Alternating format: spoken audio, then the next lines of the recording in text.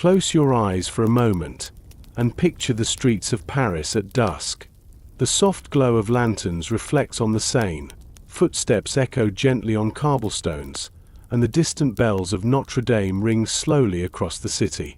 Imagine yourself standing there, with the cool evening air brushing against your face, as history begins to unfold around you. Welcome to History to Relax. If you enjoy drifting into the past with us, don't forget to give this video a like and subscribe to the channel so you won't miss future journeys. And let us know in the comments where you're listening from tonight. We love to see the many places around the world where people join us. Now, take a deep breath, find a comfortable spot, sit back, and let yourself relax as we travel together into the story of Paris under German occupation. Part 1. The Day the City Fell. The story begins in June of 1940. Paris, the city of lights, the city of art and beauty, was hushed under a cloud of fear and exhaustion. For months, the war had been spreading like a storm across Europe. France, once thought invincible behind its fortifications and proud army, had been overwhelmed by the speed and precision of the German advance. And now, the heart of the nation was exposed. The Parisians who woke that morning found their streets strangely quiet. Many had already fled south in a great wave of refugees. Families piled into carts, cars, and bicycles, carrying mattresses, cages of chickens, and children with tired eyes. But not everyone could leave. The poor, the elderly, the sick, and the stubborn remained. For them, there was nothing to do but wait, and to listen. From the open windows of cramped apartments and narrow townhouses, people could hear it, the low, steady rumble of engines. It grew louder as the hours passed, like an approaching tide. Some peeked from behind curtains, others stood openly on balconies, trying to convince themselves that they were not afraid. They had heard rumors. The Germans were near. And then, the sound became sight. Through the wide avenues and cobblestoned boulevards, German motorbikes and armored cars rolled into Paris. Soldiers sat upright in their vehicles, helmets gleaming, uniforms pressed and spotless. Behind them came trucks, half-tracks, and tanks. Boots struck the pavement with chilling rhythm.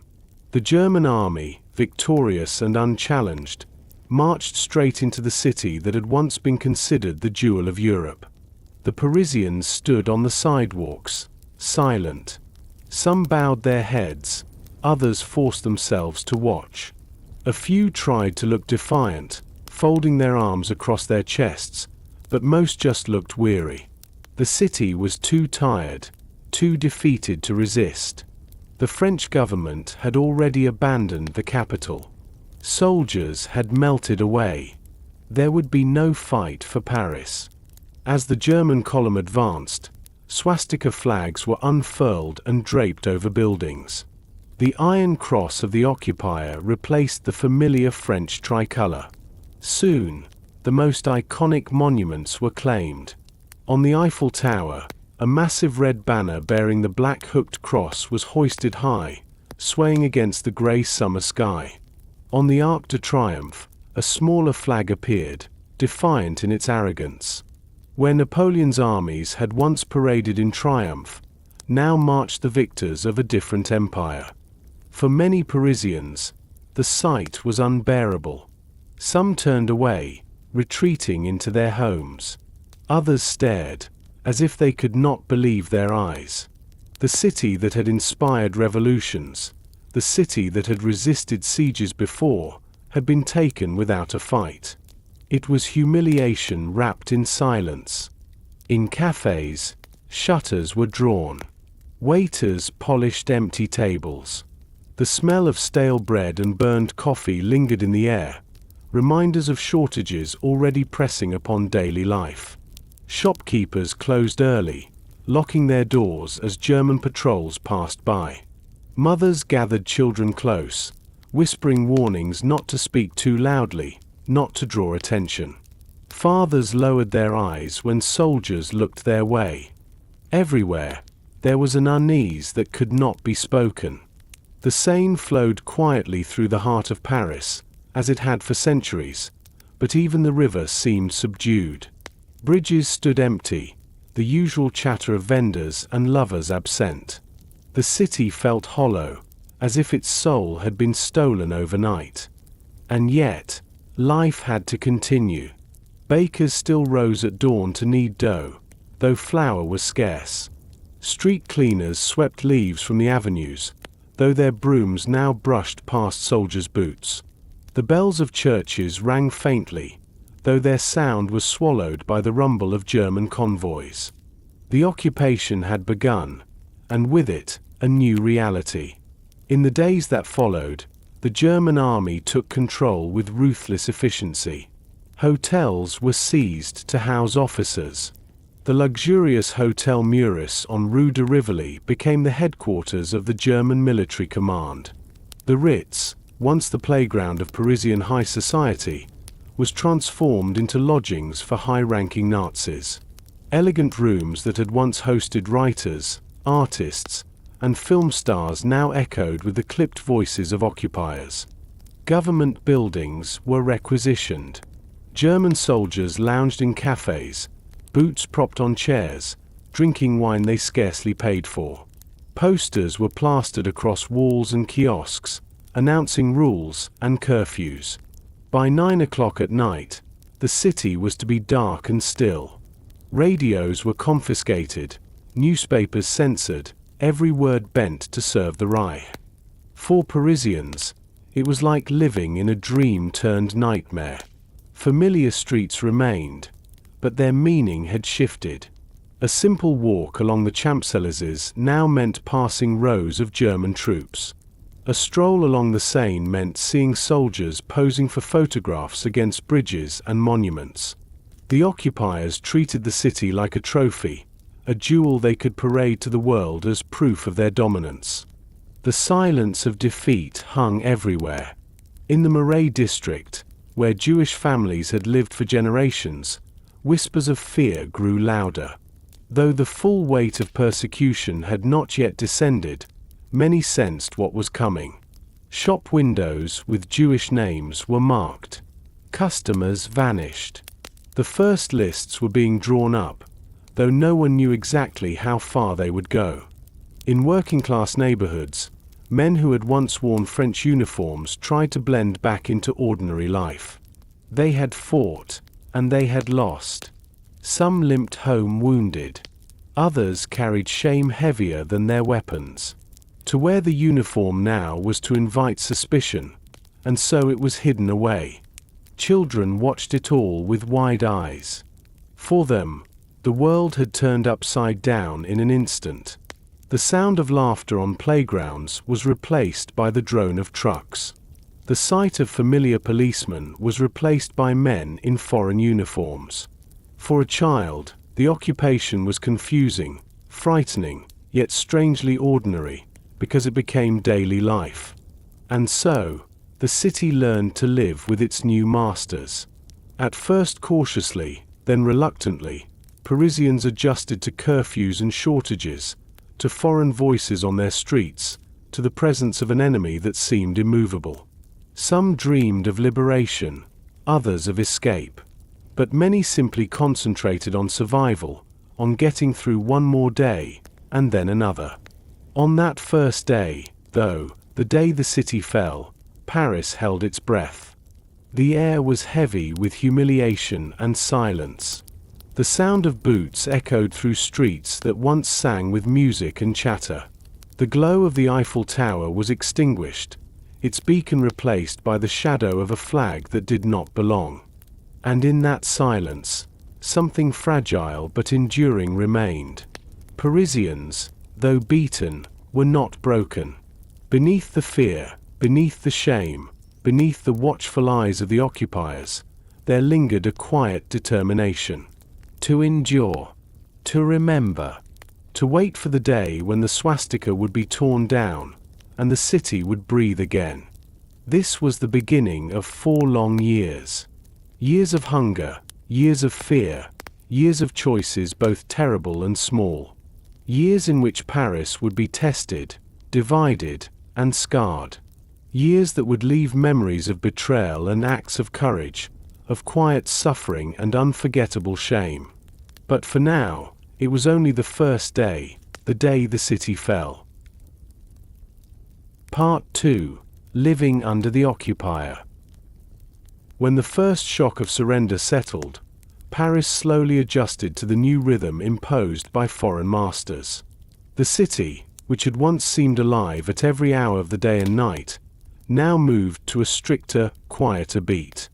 Daily life was not destroyed outright, but reshaped, bent under the weight of occupation. Everywhere, signs of German authority appeared. Orders were nailed to walls, printed in both German and French, declaring new laws that touched every aspect of existence. Citizens were reminded that curfew began at 9 o'clock in the evening. Radios could only play approved stations. Gatherings were closely watched. Travel outside the city required special passes, stamped and signed by German officials.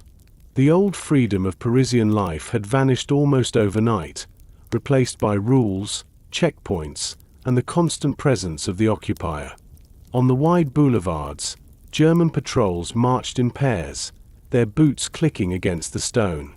Trucks rattled past with engines growling, leaving trails of fumes in the summer air. The sight of soldiers lounging at café tables, sipping wine or coffee, became a daily reminder that the city no longer belonged to itself. These were not fleeting visitors. They were conquerors, and they acted as such. For ordinary Parisians, survival became the central concern. Rationing, introduced in the early months, grew harsher with time. Bread was limited, and often stretched with substitutes that gave it a coarse texture and a bitter taste. Coffee, once a cherished ritual, was replaced by roasted barley or chicory. Butter and meat disappeared from tables. Families grew used to thin soups, potatoes, and whatever scraps could be bartered on the black market. Even soap and shoes became rare luxuries. Food queues formed in the early morning hours, lines stretching down narrow streets. Mothers clutched ration cards in gloved hands, children tugging at their skirts, waiting patiently for their turn. Sometimes, after hours of waiting, they were told the supplies had run out. Empty baskets were carried home, the disappointment heavy in every step. Hunger became an ordinary companion, gnawing at stomachs and spirits alike. The black market, though dangerous, thrived in back alleys and quiet courtyards. Whispered offers for butter, wine, or sugar passed between neighbors.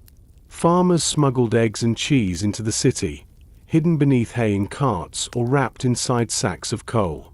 Soldiers often turned a blind eye if they were bribed, but sometimes raids brought harsh punishments. Yet the risk was worth it for many. A single loaf of real bread or a small cut of meat could feel like a feast. Beyond the shortages, there was the strain of living under watchful eyes. German soldiers occupied not just hotels and offices, but also private homes. Wealthier families found their apartments requisitioned, their elegant rooms turned into quarters for officers. The Hôtel de Ville and other grand buildings were filled with German administration. Ordinary citizens learned to live with strangers above them, or sometimes with the heavy knock at the door that meant their home would no longer be theirs. Even the smallest details of life were altered. Streetlights dimmed at night, plunging whole neighborhoods into a kind of forced darkness. The famous glow of Paris, its warm, golden lamps that once earned it the name City of Light, was extinguished. Couples walking by the Seine at dusk found themselves swallowed by shadows, whispers of intimacy drowned by the echo of soldiers' boots. The curfew kept streets silent after hours, as though the city had been smothered under a heavy blanket. Public spaces reflected the new order. German flags hung from ministries and monuments. Loudspeakers in train stations announced schedules in 2 languages.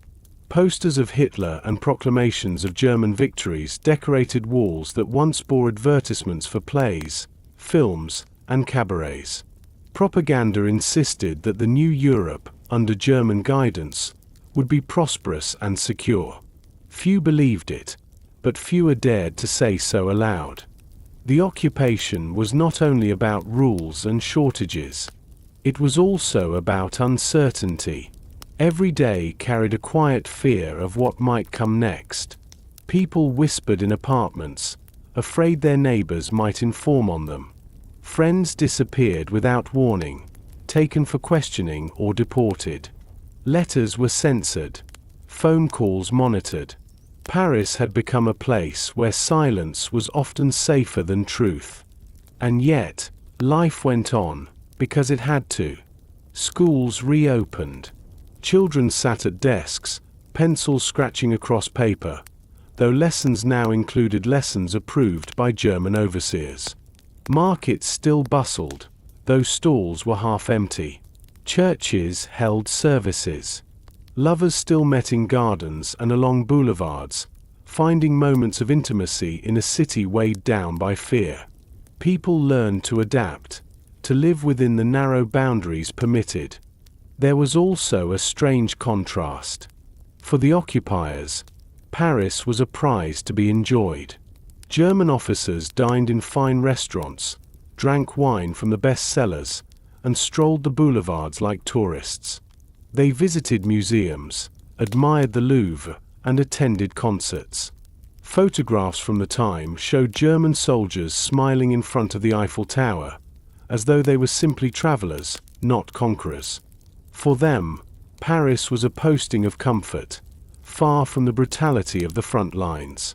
For Parisians, this sight was salt in the wound. To see the occupier enjoy their cafes, their monuments, their pleasures, was a constant reminder of humiliation. It deepened the sense of powerlessness, the bitterness of defeat. At home, families found new rhythms. Meals were simple and often short. Evenings were quiet, lit by candles when electricity was cut. Stories and songs were shared to lift spirits. Old clothes were mended again and again, shoes repaired with makeshift soles. Resourcefulness became a necessity, a way to endure when supplies ran thin. The absence of men was felt everywhere. Many husbands, fathers, and brothers had been captured as prisoners of war and sent to camps in Germany.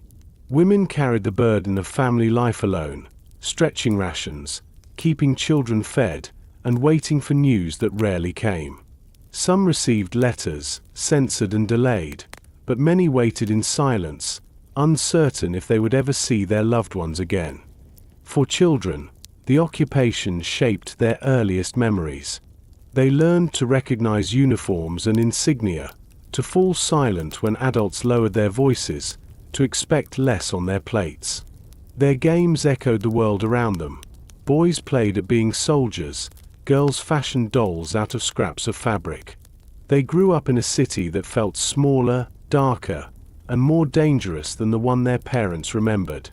Despite all this, there were moments of resilience. Neighbors shared food when they could, slipping an extra potato or a slice of bread into a friend's basket. Secret jokes were whispered about the occupiers, carried in low voices that lifted spirits. Couples still found ways to meet and hold hands in darkened corners, proof that love survived even in the shadow of war. Music was played quietly in apartments, radios tuned illegally to the BBC, bringing a faint voice of hope across the airwaves. Daily life in occupied Paris was not one of constant drama, but of quiet endurance. It was the monotony of standing in line for hours, the frustration of cooking with little, the weariness of curfews and darkened streets. It was also the small victories of making do, of finding beauty in a flower pot on a windowsill, of keeping alive the rhythms of family and friendship. This was how Paris survived, not by great battles, but by countless small acts of persistence. By continuing to live, to endure, to carry forward through each day, even as the shadow of occupation loomed overhead. And so, in the second year of war, Paris learned to live under the occupier. It was not a life of freedom or joy, but a life of waiting, of surviving, and of quietly remembering that one day, things would change again. Part 3. The Weight of Fear. Paris under German occupation was not only a city of hunger and shortages, but also a city of silence. Fear became part of the air people breathed, invisible yet always present. It seeped into conversations, lingered in stairwells, and echoed in footsteps on empty streets after curfew. The city, once filled with chatter and laughter, now learned to whisper. The occupiers understood that control was not maintained by weapons alone. It was enforced through constant surveillance, through uncertainty, through the knowledge that one careless word could unravel a life. Posters appeared across the city, warning Parisians that any act of resistance would be punished with the harshest measures. For every German soldier attacked, hostages would be executed. For every act of sabotage, arrests would follow. The message was clear: fear was to be a daily companion. German soldiers were not the only ones watching. The Gestapo, the secret police, established their offices in Paris, their reputation traveling faster than their footsteps. Everyone knew someone who had been taken in for questioning and had not returned. The very name carried dread. Their presence transformed suspicion into paranoia. But it was not just Germans who watched. French collaborators, informants, opportunists, and sometimes neighbors, reported to the authorities. A careless joke overheard in a cafe, a comment whispered too loudly in a line for bread, a child repeating something at school, any of these could draw the attention of those eager to curry favor with the occupiers. No one knew who might be listening. This uncertainty bred silence. Conversations were cut short when strangers approached. Families lowered their voices even at home, as if walls themselves might betray them. Friends looked at each other differently, weighing whether they could still be trusted. In stairwells and courtyards, neighbors greeted each other politely but cautiously, each one wondering if the other was loyal or dangerous. The city was wrapped in the language of propaganda. Posters covered walls and kiosks, praising German victories, showing smiling workers, promising order under the new regime. Radio broadcasts carried German-approved news, repeating the same messages until they blurred into background noise. Newspapers, stripped of independent voices, printed only what was allowed. Children at school absorbed lessons quietly altered to reflect the new reality. They learned of Germany's greatness, of the failures of the French government, of the supposed dangers of Jews and communists. Teachers, themselves under watch, often repeated what was written, careful not to deviate. The seeds of fear were planted early, teaching even the young that silence was safest. For adults, the daily exposure to propaganda was exhausting. They read headlines that denied reality, listened to broadcasts that twisted truth into victory. And yet, they had little choice. To question openly was to risk everything. To laugh at a poster was dangerous. Even tearing one down in secret could lead to arrest. At night, the weight of fear became physical. Streets emptied as curfew fell, shutters closed, lamps extinguished. The famous glow of Parisian evenings, once reflected in the Seine, gave way to darkness. The silence was so deep that even footsteps could sound alarming. A single knock at the door after dark made hearts race. Families would freeze, listening, holding their breath, wondering if soldiers had come, if the Gestapo was waiting on the threshold. Sometimes it was only a neighbor, sometimes a mistaken door. But always, the possibility of danger lurked. During the day, the fear was quieter, but no less present. In cafes, customers spoke in lowered voices, glancing around before sharing opinions. On buses, passengers avoided eye contact, their silence broken only by the squeak of brakes. On sidewalks, the sound of boots carried more meaning than words. Every act of resistance carried consequences.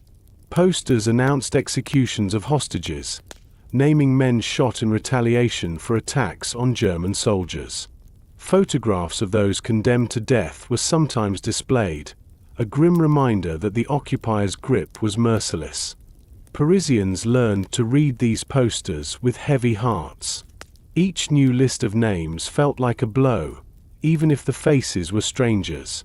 The message was repeated so often that it became part of the city's rhythm. Resistance would be met with blood. Still, whispers of defiance spread. Small groups printed secret newspapers, carried messages across the city, sabotaged rail lines in the night. Each act was a flicker of hope, but also a reminder of the danger. If caught, the punishment was torture, imprisonment, or execution. Perhaps the most painful weight of fear was the uncertainty about one's own community. The occupiers relied on informants, and many volunteered. Some did so out of greed, seeking favors or rewards. Others acted out of ideology, believing in the German cause. But some were simply frightened, offering information to protect themselves. This created a world where trust itself was fragile.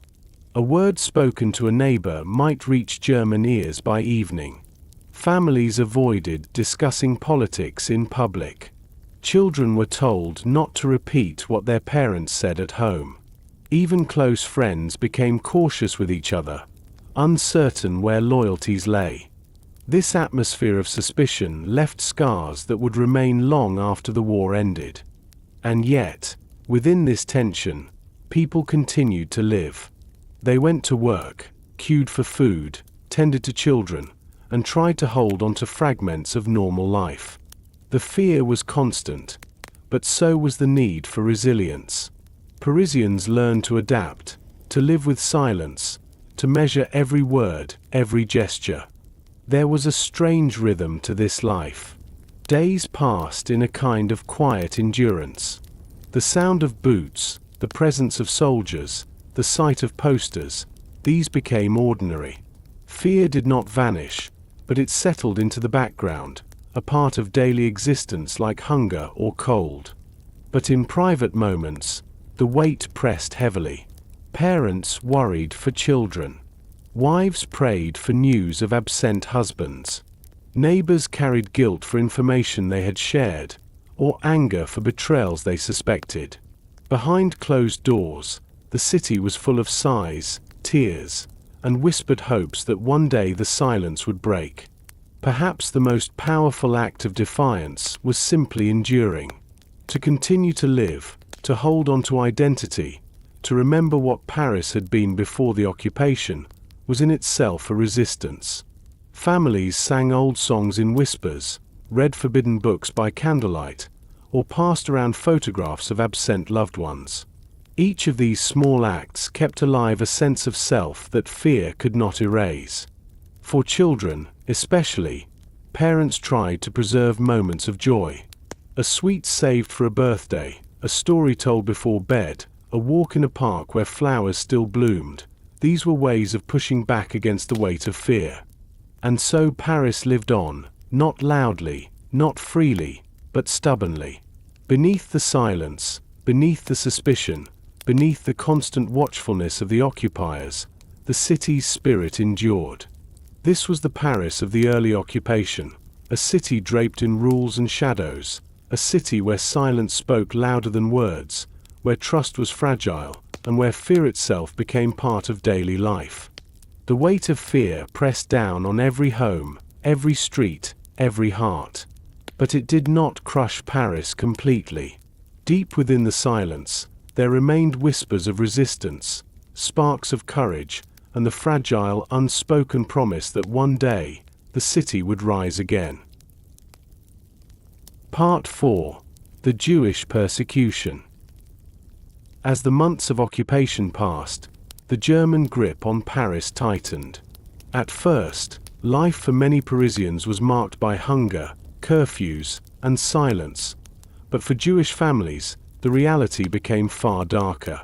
The occupation brought not only restrictions but a steady descent into fear, humiliation, and persecution. The Jewish community of Paris had been part of the city for centuries.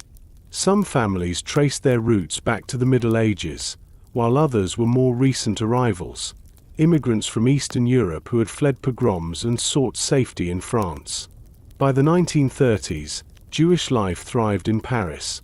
Bustling shops in the Marais, synagogues filled on holy days, children running to school in lively neighborhoods. They were tailors, bakers, teachers, doctors, artists, musicians.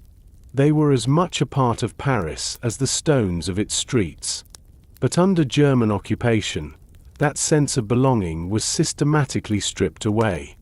It began slowly, almost deceptively. At first there were decrees.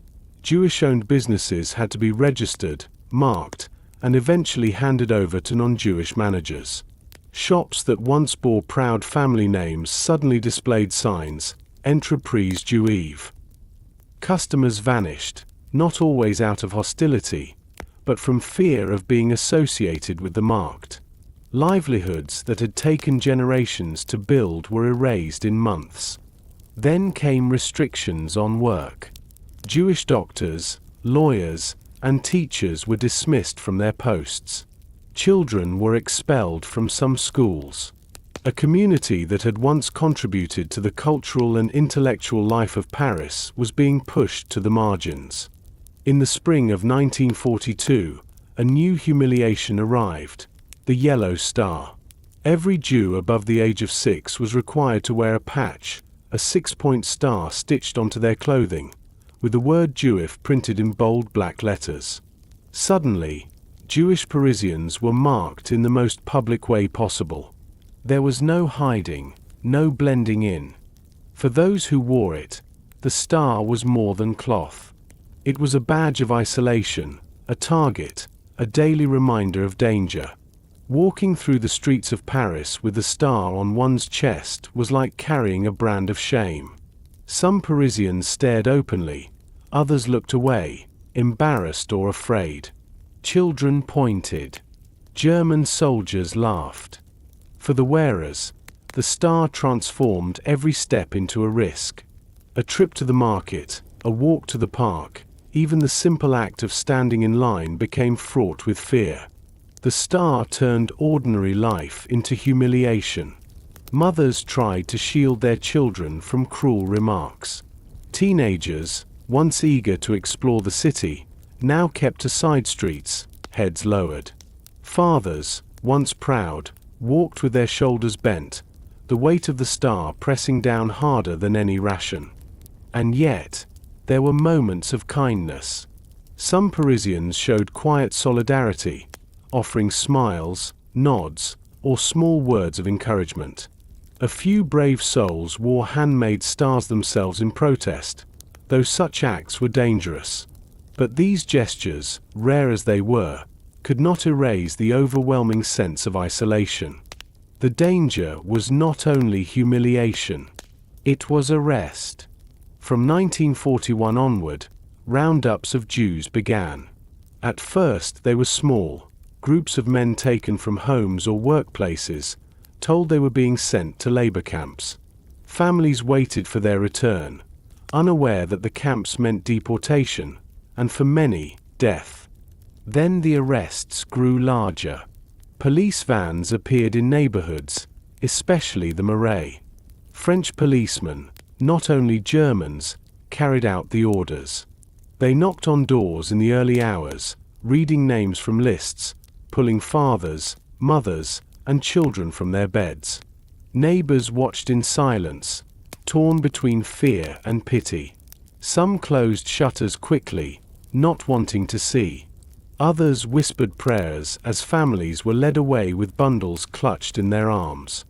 The fear of that knock at the door became constant. Families lived half-packed, with bags ready in case they had to flee or were taken. Parents taught children to stay quiet if the police came. Some found hiding places in cellars, attics, or the homes of brave friends. Others tried to escape the city, seeking refuge in the countryside.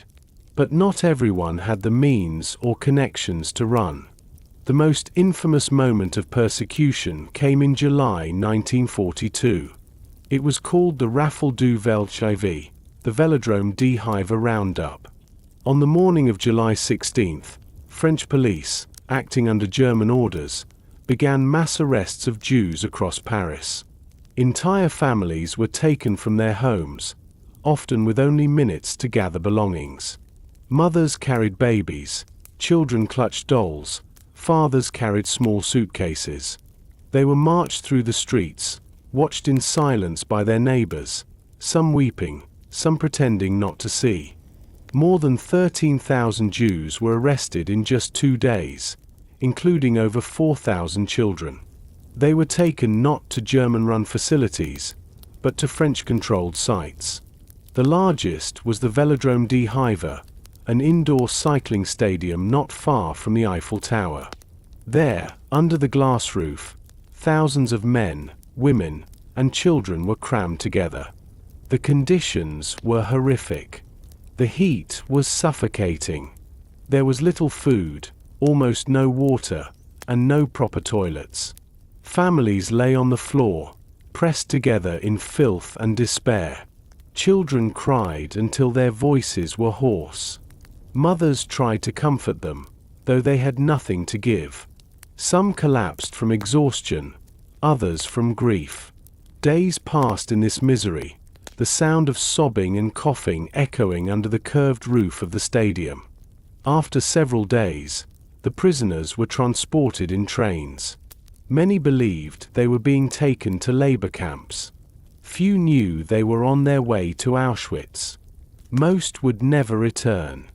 For those who remained in Paris, the roundup left an indelible mark. Streets once filled with Jewish families were suddenly quiet, windows shuttered, shops abandoned. Schools had empty desks. Synagogues were silent. An entire community seemed to vanish overnight. The silence was deafening. Those who witnessed it carried the weight of guilt, knowing that neighbors had been taken, often by French hands. Some felt shame for their silence. Others buried their feelings, convincing themselves there was nothing they could have done. Still others justified it with excuses, saying it was not their fight. But some resisted. A few courageous priests, teachers, and ordinary citizens hid Jewish children in convents, orphanages, and country homes. Forged documents were passed hand to hand, false identities created to shield families from arrest. The risks were immense, but these acts of humanity saved lives. Though thousands were deported, thousands more survived because someone dared to help. Perhaps the most haunting legacy of this persecution was borne by the children. Some were hidden in barns, convents, or strangers' homes, told to forget their names and parents. They grew up in shadows, taught to stay quiet, to avoid questions, to live with fear as a constant companion. Others were less fortunate. Children arrested with their parents were rarely spared. Many were sent to the same trains, the same destinations, despite their age. Their absence left holes in the fabric of Parisian neighborhoods, gaps that would never be filled. For the survivors, childhood became a memory of hiding, of separation, of silence. Even after the war, the scars remained. What made the persecution in Paris particularly bitter was the role of French authorities. It was not only Germans who carried out the arrests. French police, French officials, and sometimes French neighbors participated. This reality left a deep wound in France's memory, one that would only be openly confronted decades later. Yet the city was divided. Alongside those who collaborated were those who resisted. Alongside silence were whispers of bravery. The story of Jewish persecution in Paris was not only one of cruelty and complicity, but also of courage and sacrifice. By 1943, the Jewish community of Paris had been devastated. Tens of thousands had been deported. Families were torn apart, businesses lost, synagogues emptied. The Marais, once vibrant, was hollowed out. Those who survived did so in hiding, their lives reduced to whispers and shadows. For the rest of Paris, the persecution was a constant reminder of the brutality of occupation. It was a wound that could not be spoken of too loudly, but that hung in the air with every empty shop window, every silent classroom, every shuttered home. The city carried this shadow alongside its hunger, its curfews, and its silence. It was part of the daily weight of life under the occupier. This was the darkest chapter of occupation, the persecution of Parisian Jews. It was a story of humiliation, fear, and loss. It was also a story of courage, of those who chose to help at great risk. But above all, it was a story of absence, of neighbors who vanished, of families erased, of voices silenced forever. The city would never forget, even if it took decades to speak of it fully. Part 5. Whispers of Resistance. Paris, though subdued and muffled by fear, never surrendered its spirit entirely. Beneath the curfews, the ration lines, and the constant presence of German uniforms, something quiet began to stir. It did not appear in great bursts of defiance at first, but in small, almost invisible ways. It was a murmur shared over coffee, a leaflet pressed into a hand at dusk, a chalk mark on a wall. These were the first threads of resistance, fragile but determined, woven into the fabric of occupied life. For some Parisians, resistance was born the moment German boots echoed on the cobblestones of the Champs-Élysées. For others, it grew gradually, nurtured by each new humiliation and each cruel decree. What began as anger simmering in private thoughts slowly spilled into the open, though always in the faintest of gestures. Words came first, carefully printed on clandestine presses hidden in attics and basements. Newspapers appeared without warning, carrying news of Allied victories abroad or reports from London that the occupiers tried desperately to silence. Their pages were passed from hand to hand in secret, read quickly and burned before they could bring danger to the household. To hold one of these papers was to risk imprisonment or death, and yet they circulated widely, a sign that truth could not be buried completely. The city also found strength in symbols. Walls that once bore advertisements for plays and perfumes now carried chalked crosses of Lorraine, the emblem of Free France. Sometimes, a simple letter V for victory would appear on a lamppost or the side of a building, an act of defiance against the occupiers' insistence that they had won. Patrols erased the marks quickly, but new ones reappeared overnight. It was a game of shadows and silence, a way of telling the world that Paris still remembered who it was. In classrooms, daring students whispered songs of defiance under their breath.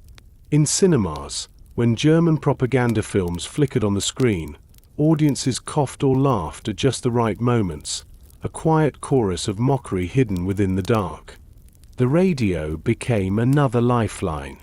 Though German-approved stations filled the air with speeches and military marches, families risked everything to tune to the forbidden broadcasts of the BBC. Behind drawn curtains and in hushed rooms, they listened to the crackling voice of Charles de Gaulle speaking from London, declaring that France was not finished, that the fight continued. Children were told to sit still, to remember nothing they heard, to repeat nothing in school. Even so, those faint, wavering signals carried across the channel brought a pulse of hope to a city that felt abandoned. Listening was itself an act of rebellion, a reminder that Paris was not as alone as the occupiers wished it to believe. By 1942, the resistance in Paris had taken on new shape. Networks formed in secret, linking together students, workers, and intellectuals. Messages and forged papers moved through the city, hidden in bread loaves, tucked into coat linings, disguised as ordinary correspondence. Young couriers pedaled through streets with satchels full of secrets, their faces deliberately calm as they passed checkpoints.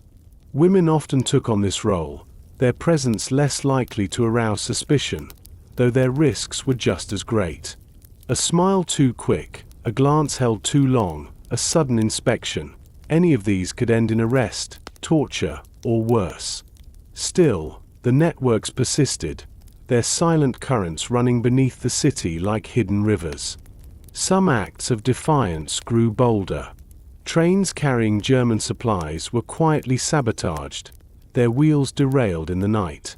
Factory machines meant for the occupiers broke down again and again, slowed by deliberate mistakes that looked accidental to an untrained eye. Telephone lines went dead, cut by unseen hands. These disruptions were never enough to cripple the German machine, but they chipped at its certainty. They showed that Paris was not as compliant as it appeared. Every act carried risk of reprisal, and the Germans made their punishments swift and public. Hostages were shot, posters were plastered with names of the condemned, entire neighborhoods lived with the knowledge that one act of courage might bring tragedy upon many. And still, the sabotage continued. For many Parisians, resistance was woven into ordinary kindness. A grocer slipped an extra potato into a basket, knowing the family was hiding someone upstairs. A teacher quietly removed the name of a Jewish child from a list, saving them from a roundup. A priest provided false baptismal papers, giving shelter to children who had lost their families. Neighbors pretended not to notice when strangers entered their buildings at night. These small gestures did not carry headlines, but they were acts of humanity as dangerous as any explosion. Even the smallest defiance mattered. A glance of solidarity given to someone wearing the yellow star, a loaf of bread shared with a hidden child, a whispered joke about the occupiers told at the risk of being overheard. To survive with compassion was its own form of rebellion. The occupiers sought to reduce the city to submission, but each quiet gesture kept alive the idea that Paris could not be entirely controlled. The cost of resistance was high. When fighters were caught, the consequences were merciless. They were imprisoned, tortured in basements where screams carried through stone walls, or lined up for execution. Families were left shattered, parents waiting for sons who would never return, wives left with nothing but a name on a poster. For every whispered act of courage, there was the knowledge of danger pressing in close. And yet, the whispers grew. The network spread further, connecting Paris to the countryside, to London, to the wider struggle. Each act of sabotage, each secret newspaper, each forged paper carried with it not only risk, but also a message. The city might be occupied, but it was not conquered. Paris lived under shadows, but within those shadows, voices carried. They were soft, they were careful, but they were steady. A murmur became a whisper became a rumor became a plan. And in the quiet persistence of these small acts, the resistance found its strength. The occupiers could command silence in the streets, could confiscate radios, could punish with fear, but they could not extinguish the stubborn, fragile flame of defiance that flickered in the hearts of those who refused to bow. Beneath the weight of occupation, Paris still breathed. Beneath the fear, it still dreamed. And in the faintest whispers, it promised that the day would come when those whispers would rise into a voice too strong to silence. Part 6. Culture in Captivity. Paris had always lived through its culture. The rhythm of the city was found in the chatter of cafes, the glow of theatre marquees, the paintings hung in galleries, the novels debated in smoky salons. Even in dark times, Parisians had long turned to music, words, and art as a way of defining themselves. Under the German occupation, this heartbeat did not stop, but it changed. Culture survived, though it was twisted, censored, and closely monitored. What had once been the proud, unrestrained spirit of the city became something quieter, something watchful, something caught between survival and defiance. Theaters remained open, though the programs were altered. Playwrights whose work displeased the occupiers vanished from posters, their names erased from the stages they once commanded. In their place came performances carefully chosen to avoid offense, productions scrubbed of politics or passion. Still, the public went. Tickets were bought, seats filled, curtains rose. For many Parisians, attending the theatre was a way of holding on to normality, of sitting in the dark and pretending, if only for an evening, that life had not been turned upside down. Yet even in these halls, silence pressed close. Actors performed under the eyes of German officers seated in the audience, their laughter and applause chilling in its foreignness. Cinemas, too, continued to operate, but the reels they played were often German newsreels and propaganda films. Smiling soldiers, triumphant battles, speeches declaring the new order of Europe filled the screens. Parisians sat in the dark, some watching dutifully, others staring blankly, their minds wandering elsewhere. Sometimes, when the propaganda became too absurd, coughs or murmurs of amusement rippled through the crowd, small, shared rebellions of the spirit. But the risk of being overheard remained ever present. Even laughter had to be careful. In the cafes, the soul of Paris tried to survive. Waiters still carried trays, cups still clinked against saucers, smoke still curled in the air. But the conversations were not the same. Where once lively debates of politics, philosophy, and art had rung out, now voices lowered, careful of who might be listening at the next table. German officers frequented the same establishments, their uniforms a constant reminder that nothing was private. Yet still the cafes remained a gathering point, because Parisians could not imagine a life without them. In their corners, friendships were sustained, glances exchanged, words whispered in code. To sit at a table with a cup of weak coffee was to cling to something Parisian in spirit, no matter how diluted by fear. Writers and intellectuals faced their own compromises. Some, like Jean-Paul Sartre and Simone de Beauvoir, continued to meet in the smoky cafes of Saint-Germain-des-Prés. Their notebooks filled with words, their conversations flowed, though always under watchful eyes. They spoke of philosophy, of freedom, of responsibility in times of oppression. Their presence in the cafes became a symbol in itself, proof that thought had not been extinguished. Others chose silence, retreating into private work that would not see the light until after the war. Still others chose collaboration, publishing under the occupier's gaze, their names forever tainted by the choices they made. Art galleries opened their doors, but the walls displayed what was acceptable. Works by Jewish artists disappeared. Avant-garde movements, which challenged authority or tradition, were suppressed. What remained was safe, unthreatening, a pale imitation of the city's once vibrant creativity. Still, Parisians came, wandering the galleries as if to remind themselves that beauty had not been entirely stripped away. Music, perhaps, carried the strongest mixture of survival and defiance. The Germans discouraged jazz, with its American roots and improvisational spirit. Swing was viewed with suspicion, its rhythms too free, too wild. Yet jazz did not vanish. It slipped underground, played in back rooms and hidden clubs, where musicians gathered with battered instruments and audiences whispered through the door before being allowed inside. There, in the flicker of dim lights and the haze of cigarette smoke, jazz lived on. The sound of a saxophone, the thrum of a bass, the syncopated beat of drums became a quiet protest, a reminder that freedom could still be felt in rhythm if not in words.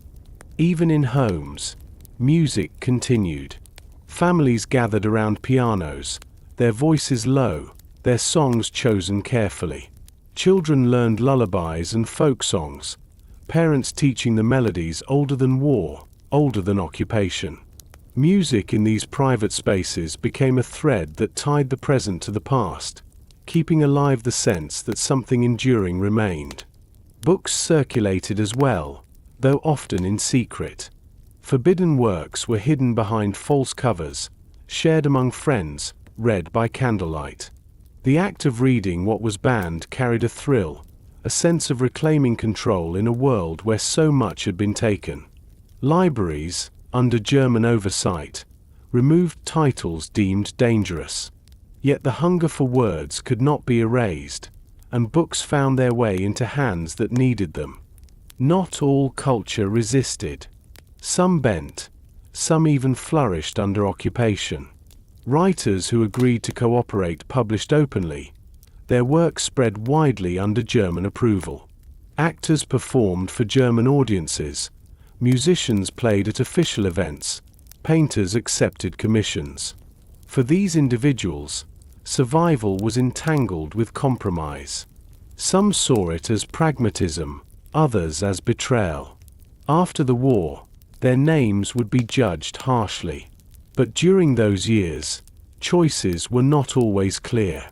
To feed one's family, to keep working, to stay visible, often meant walking a line blurred between survival and collaboration. For ordinary Parisians, culture during occupation was both a comfort and a reminder of loss. A theatre outing could be a brief escape, but the empty seats of those deported or in hiding cast long shadows.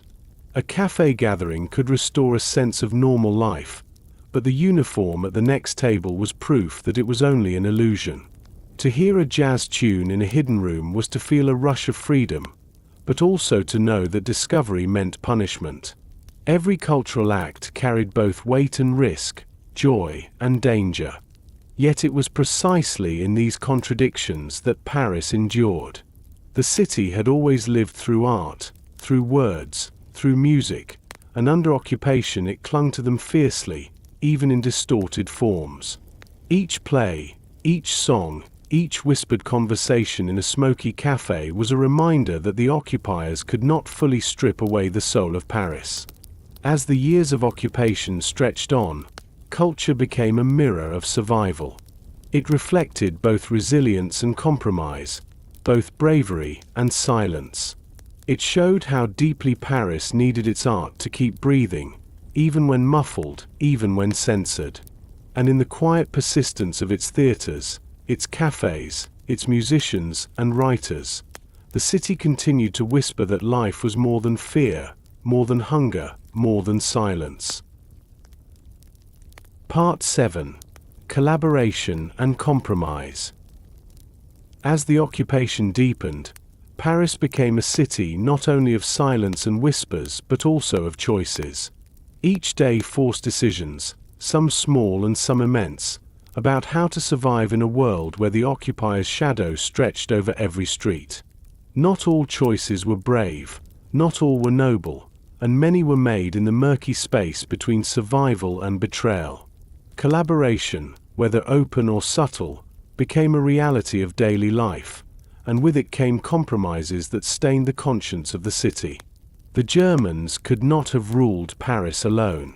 Their soldiers patrolled the boulevards, their officers sat in commandeered offices, but to maintain control over millions, they relied on local hands. The French police, already a visible presence in the city before the war, became crucial to the occupiers.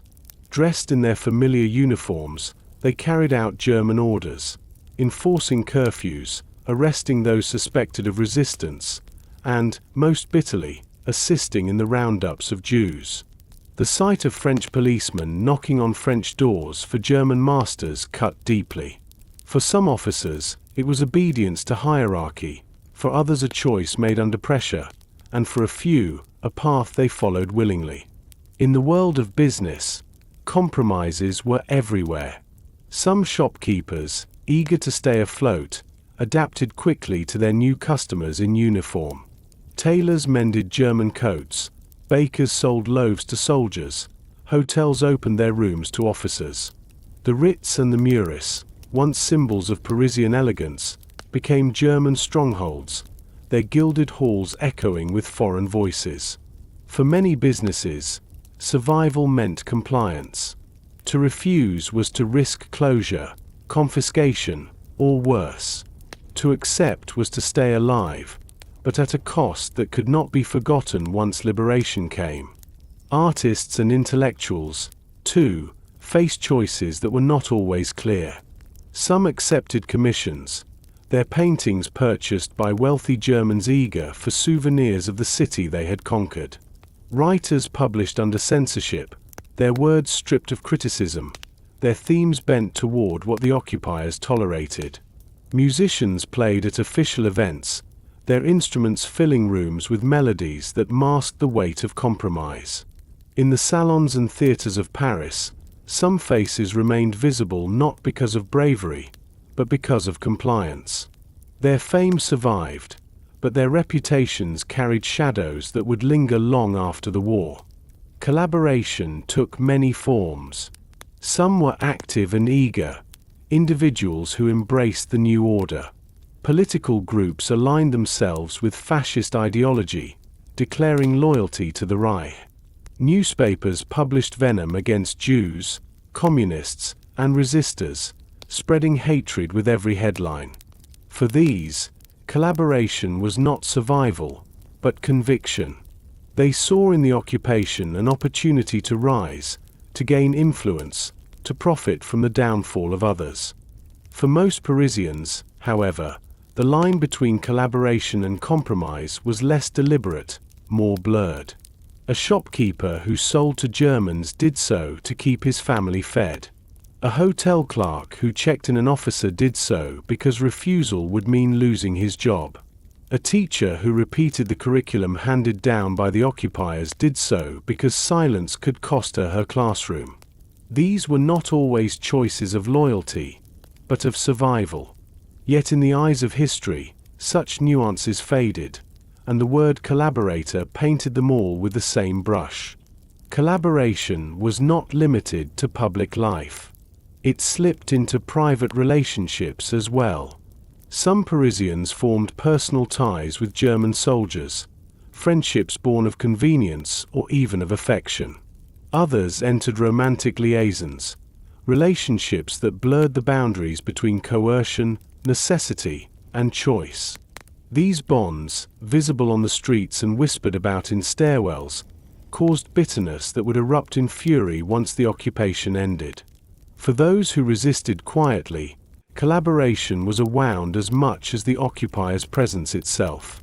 To see a neighbor profit while others suffered, to watch a shop thrive while families starved, was a constant reminder that survival came at unequal costs. To hear newspapers spew hatred in French words, to see policemen obey German commands, deepened the sense of betrayal. Paris, under occupation, was not only a city of victims and resistors.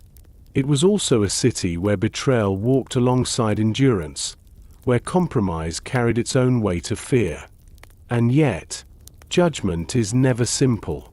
Some who appeared as collaborators were secretly aiding the resistance, using their positions to smuggle information, to protect lives, to buy time. A policeman who carried out one order might delay another. A clerk who checked documents might look away when he saw a forged one pass his desk. A hotel employee serving German officers might slip messages to the underground. In a city suffocated by surveillance, disguise was often a tool, and the line between betrayal and resistance could be thinner than it appeared. Still, as the occupation lengthened, the bitterness of compromise spread. Ordinary people lived with constant moral calculations. Should they sell to the occupiers or risk starvation? Should they obey orders or risk prison? Should they remain silent or risk their family's safety?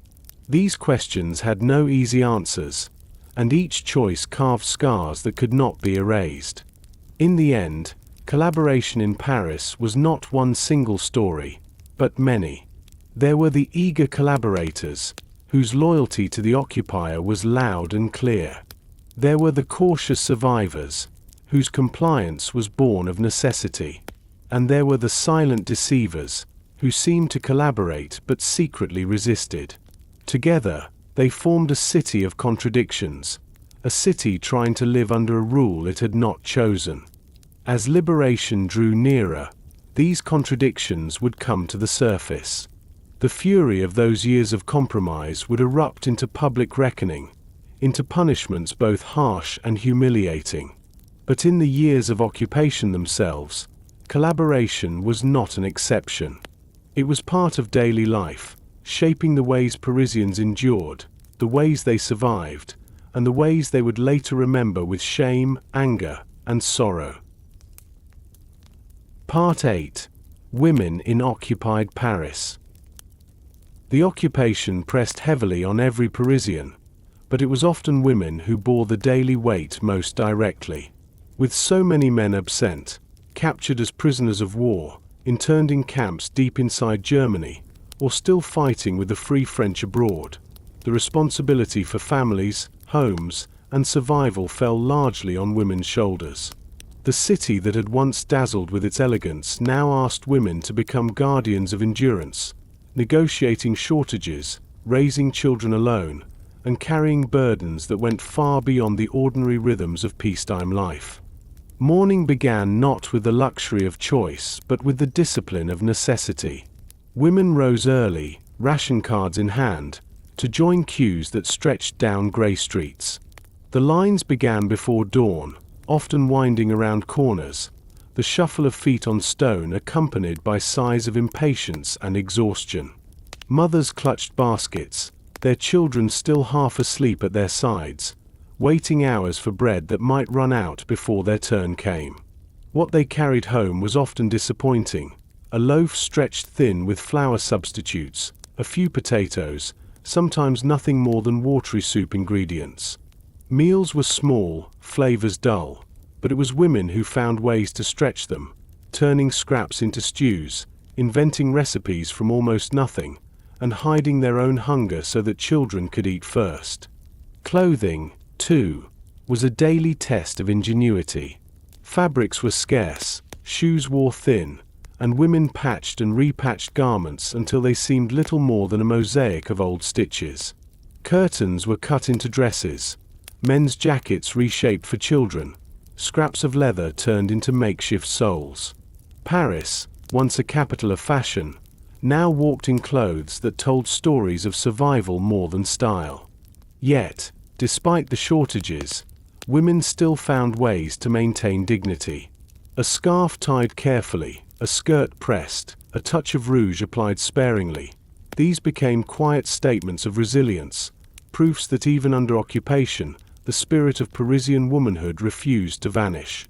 Beyond the daily work of maintaining households, women also navigated the absence of their husbands and sons. Letters from prisoner of war camps, when they arrived, were censored, their words clipped and formal. Weeks might pass with no news at all. The waiting itself became a form of torment, stretching across seasons. Women kept photographs on mantels, spoke to their children of fathers they had not seen in years, and carried the double role of parenthood alone. Some found strength in community, supporting one another, sharing resources, exchanging quiet encouragement. Others carried the burden in silence, their weariness hidden behind closed doors. In neighborhoods across the city, women also became the quiet backbone of resilience. They were often the ones who passed hidden notes, who delivered food to those in hiding, who looked the other way when neighbors vanished into shadows.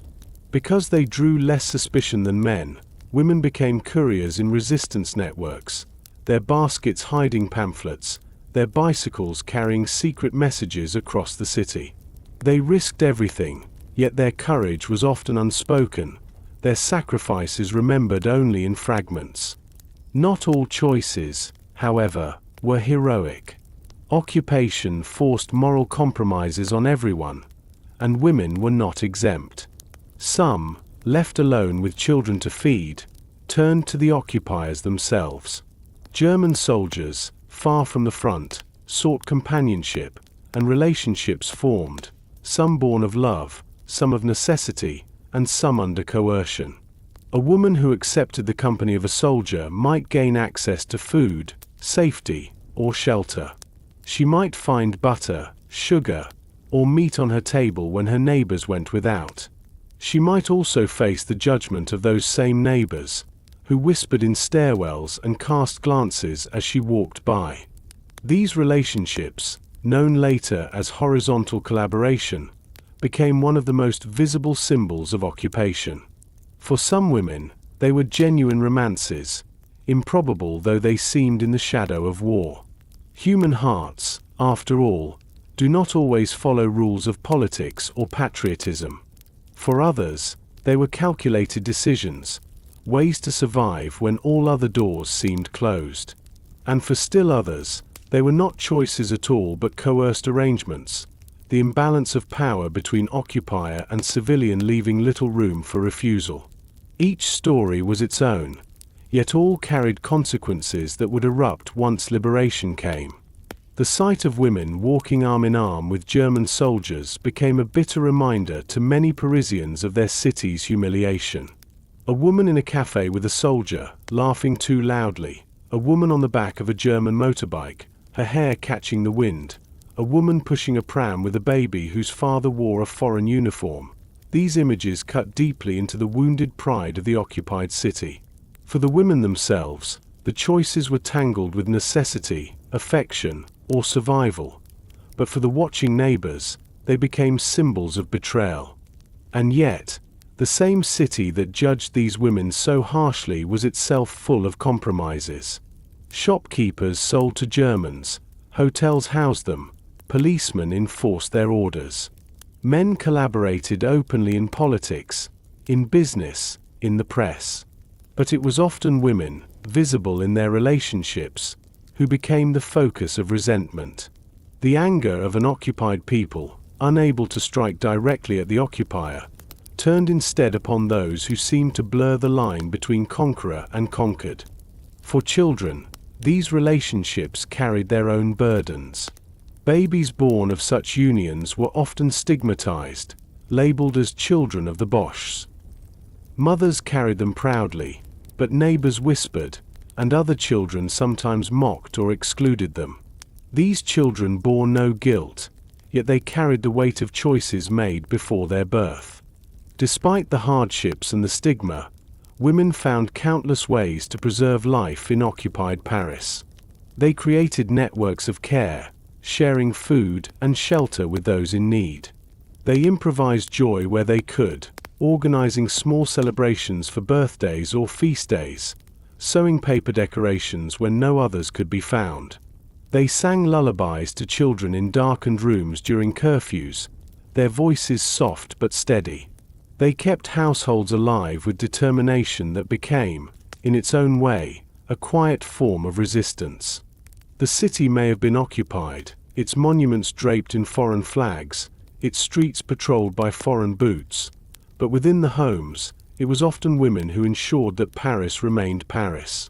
Through the endless lines for food, through the mending of clothes and the raising of children, through the choices both noble and compromised, they carried the heartbeat of daily survival.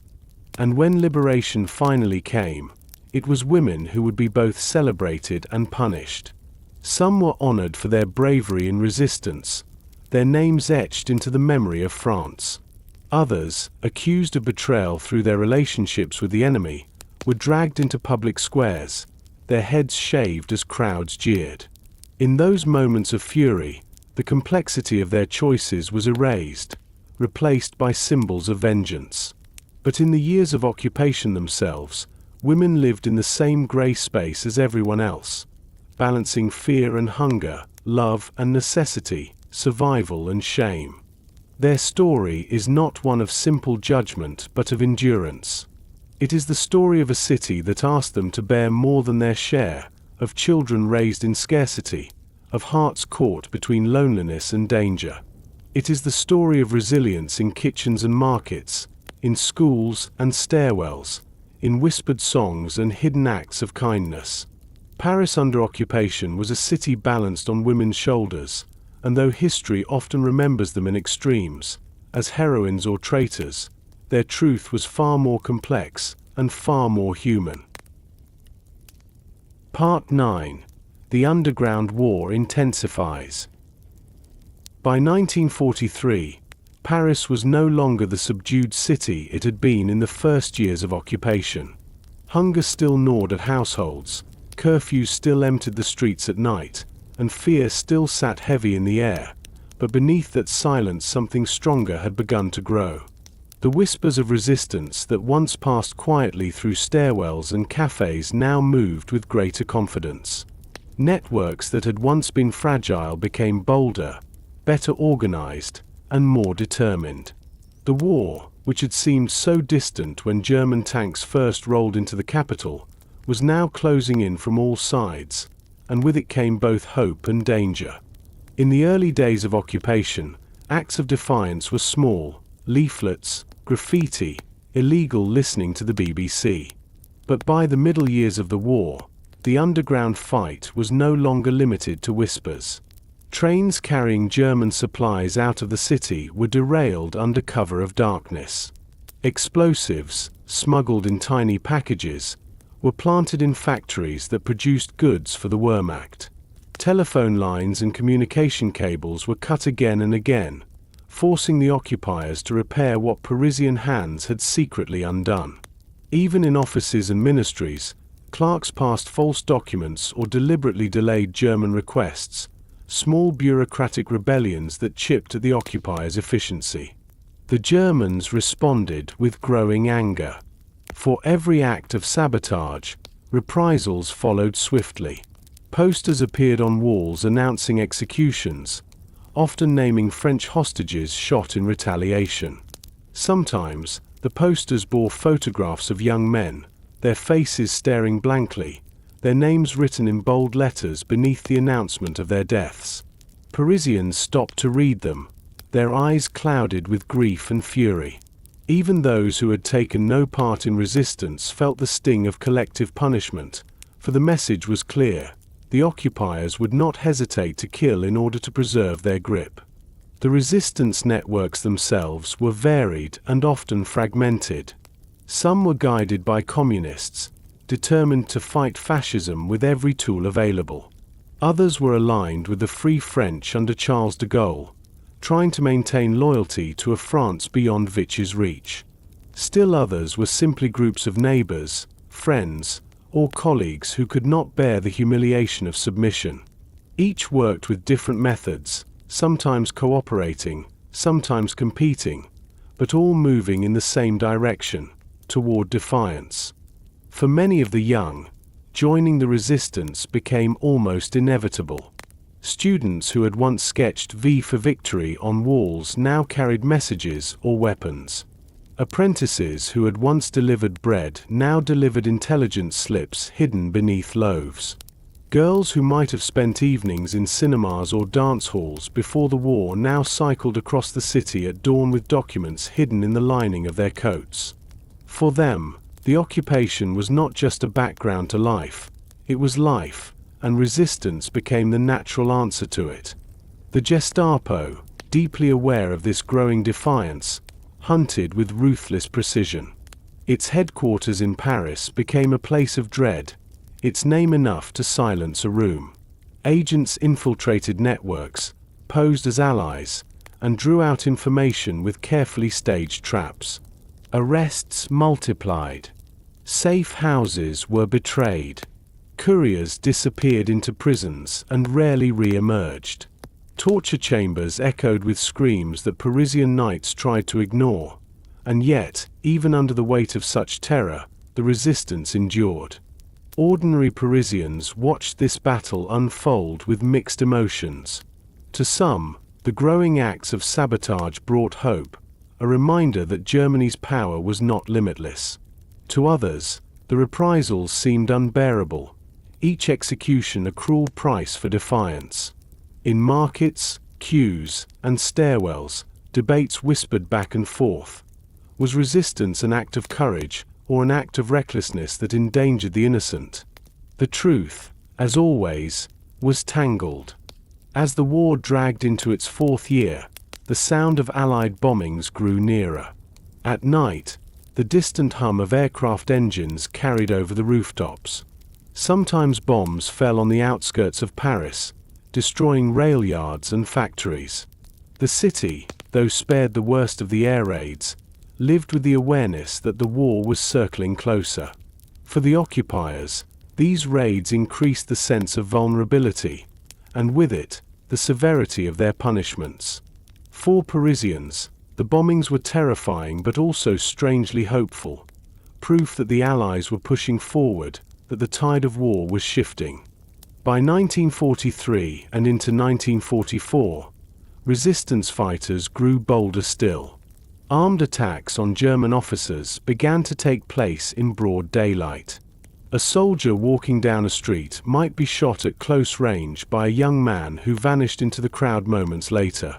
A grenade might explode at a cafe frequented by German troops, leaving shattered glass across the cobblestones.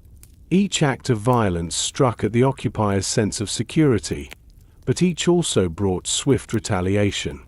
Entire groups of hostages were rounded up and executed in reprisal. The posters announcing these deaths multiplied on the walls of Paris. Yet the resistance did not falter. Even when networks were shattered by arrests, others rose in their place. Even when leaders were killed, new leaders emerged. The city seemed to breathe defiance with each passing month, its underground veins pulsing with a determination that no curfew, no ration, no execution could extinguish. For those outside the networks, resistance was visible in smaller gestures that still carried weight. Families hid fugitives in attics and basements. Priests concealed children in convents. Shopkeepers turned a blind eye to forged ration cards. Ordinary men and women found themselves caught in extraordinary choices, sometimes without fully realizing that their actions placed them within the current of defiance. By the spring of 1944, Paris was a city trembling between two realities. On the surface, German soldiers still marched along its boulevards, their boots heavy on the stones. Checkpoints still stopped pedestrians, and swastikas still hung over monuments. But beneath that surface, Paris was shifting. Allied troops had landed in Italy, Russia was pushing westward, and rumors of an invasion across the Channel filled every whisper. The resistance, sensing the tide, prepared itself. Arms were hidden, networks strengthened, plans made for the day when uprising would no longer be just an idea but a reality. The occupation, which had once seemed unshakable, now carried the faint scent of impermanence. Germans still commanded, but their grip was less certain.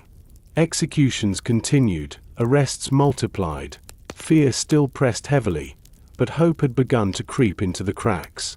Paris was waiting. Paris was preparing. And in the steady, dangerous beat of resistance, in the leaflets, the sabotage, the whispers, and the bullets fired in the shadows, the city's pulse quickened. It would not be long before that pulse erupted into open defiance. For now, it remained underground, but its intensity was undeniable. The occupiers could sense it, the resistors could feel it, and the ordinary citizens of Paris, weary but watchful, could hear it building beneath their streets. The underground war had become part of daily life, and it was only a matter of time before it burst into the light. Part 10. The Summer of Liberation. By August 1944, Paris was a city at the edge of its endurance. 4 years of occupation had left it gaunt and weary, its people shaped by hunger, fear, and silence.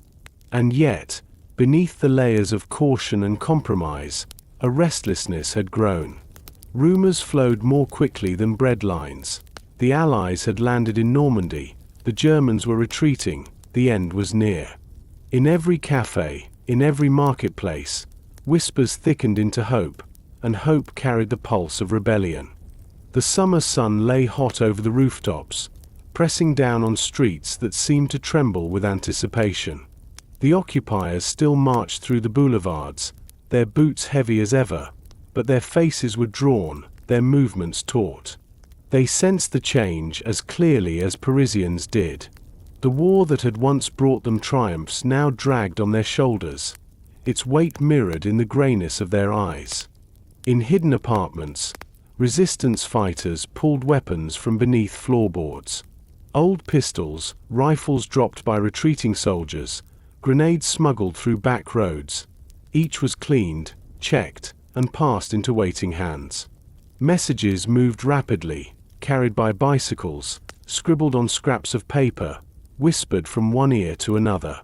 The underground, so long cautious, now prepared for the moment it had waited for since 1940. When it came, it began with barricades. On narrow streets, students, workers, and shopkeepers dragged carts, overturned wagons, and ripped up cobblestones to build defenses. Furniture from homes was carried out and stacked into makeshift walls. Old memories stirred. The barricades of the revolutions of 1830 and 1848 seemed reborn, their spirit alive in the hands of those who piled stones in the summer heat. Flags appeared, tricolors pulled from trunks, stitched by trembling hands, hidden for years and now raised once more above the streets. Gunfire broke the silence that had pressed upon Paris for so long. German convoys, moving nervously through the city, found themselves ambushed by resistance fighters firing from windows and rooftops. Bullets cracked through the air, the rattle of machine guns echoed against stone. Smoke rose from burning trucks. The occupiers fought back with harsh efficiency, their tanks and heavy weapons far stronger than the scattered resistance. Yet the city was alive, no longer bowed but rising in defiance. Ordinary citizens found themselves pulled into the tide. Some carried messages, running through alleys with notes clutched in their fists. Others tended the wounded, dragging them from the streets into hidden rooms. Women brought water, food, and bandages to the fighters, their courage as vital as any rifle. Children, too, darted through streets, carrying ammunition, relaying warnings, their small figures weaving through danger with astonishing bravery. The battle for Paris was not a single clash but a wave of skirmishes, flaring across neighborhoods. Barricades rose in Saint-Germain, in the Marais, in Montmartre. Each one became its own world, defended fiercely by those who manned it. German tanks crushed some beneath their treads, scattering fighters into alleys, but new barricades rose elsewhere. The city seemed to resist with its very stones, its people unwilling to let silence return. Through it all, church bells began to ring. At first one, then another, then a chorus across the city. The sound, long muted by the years of occupation, now poured into the air like a proclamation. Each peal told Parisians that the moment had come. Windows opened, people leaned out, their faces alight with hope and disbelief. After so many years of whispering, the city was suddenly filled with sound. On August 25th, the Free French forces entered Paris, led by General Leclerc's 2nd Armored Division. Their arrival was met with an eruption of joy that defied words. Crowds filled the streets, cheering, waving flags, showering soldiers with flowers and kisses. The tricolor once more flew from the Hôtel de Ville, its colors vivid against the sky. The German garrison, pressed on all sides, finally surrendered. The swastikas that had hung over monuments were torn down, replaced by the flag of France. The liberation was not without cost. Hundreds had died in the uprising, both resistance fighters and civilians caught in the crossfire. Buildings bore scars of bullets, streets were darkened with blood. Yet the city's heart beat wildly with relief. For the first time in 4 years, Paris felt its chains fall away. The arrival of Charles de Gaulle, marching down the Champs-Élysées to the roar of the crowd, sealed the moment. His tall figure, stern and unbending, symbolized the return of France's dignity.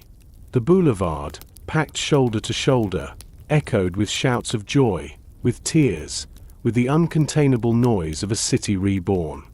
But liberation was more than flags and cheers. It was also the lifting of silence.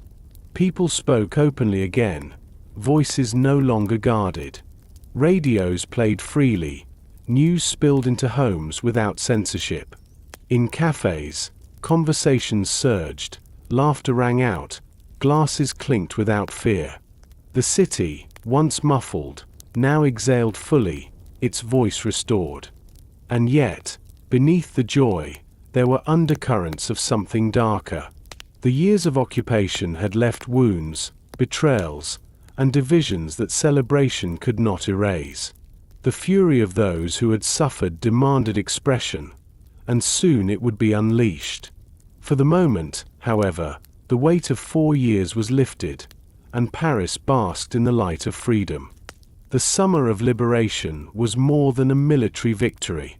It was the rebirth of a city, the return of its voice, the breaking of chains that had bound it in silence. The bells rang, the flags waved, the crowds wept and cheered. After years of waiting, enduring, and whispering, Paris once again belonged to its people. Part 11. A Fever of Vengeance. The liberation of Paris in August 1944 was a moment of uncontainable joy. Bells rang, flags unfurled, crowds filled the boulevards with cheers and tears. The city, so long silenced, roared with life.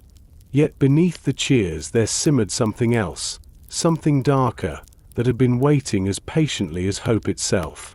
For 4 years, humiliation had pressed heavily on Parisians. They had been forced to watch the occupiers drink their wine, sit in their cafes, and drape their monuments in foreign banners.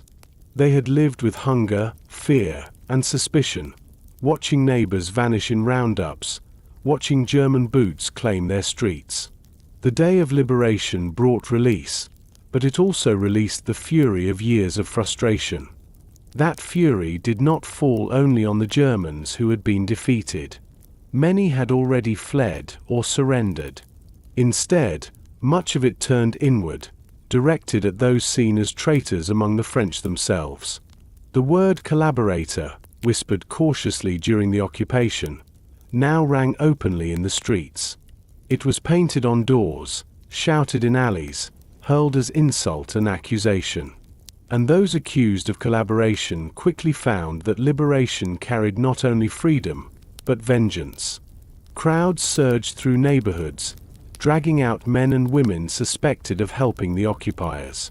Some were denounced publicly by their neighbors, accused of selling goods to Germans, of profiting while others starved, of betraying the resistance.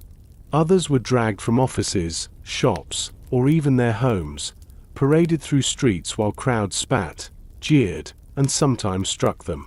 What had been 4 years of silence and suspicion now erupted into noise, into shouting, into scenes of public reckoning. For some, the anger was justified.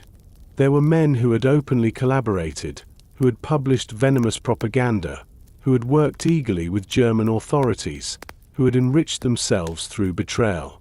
Their capture was a relief, their punishment demanded.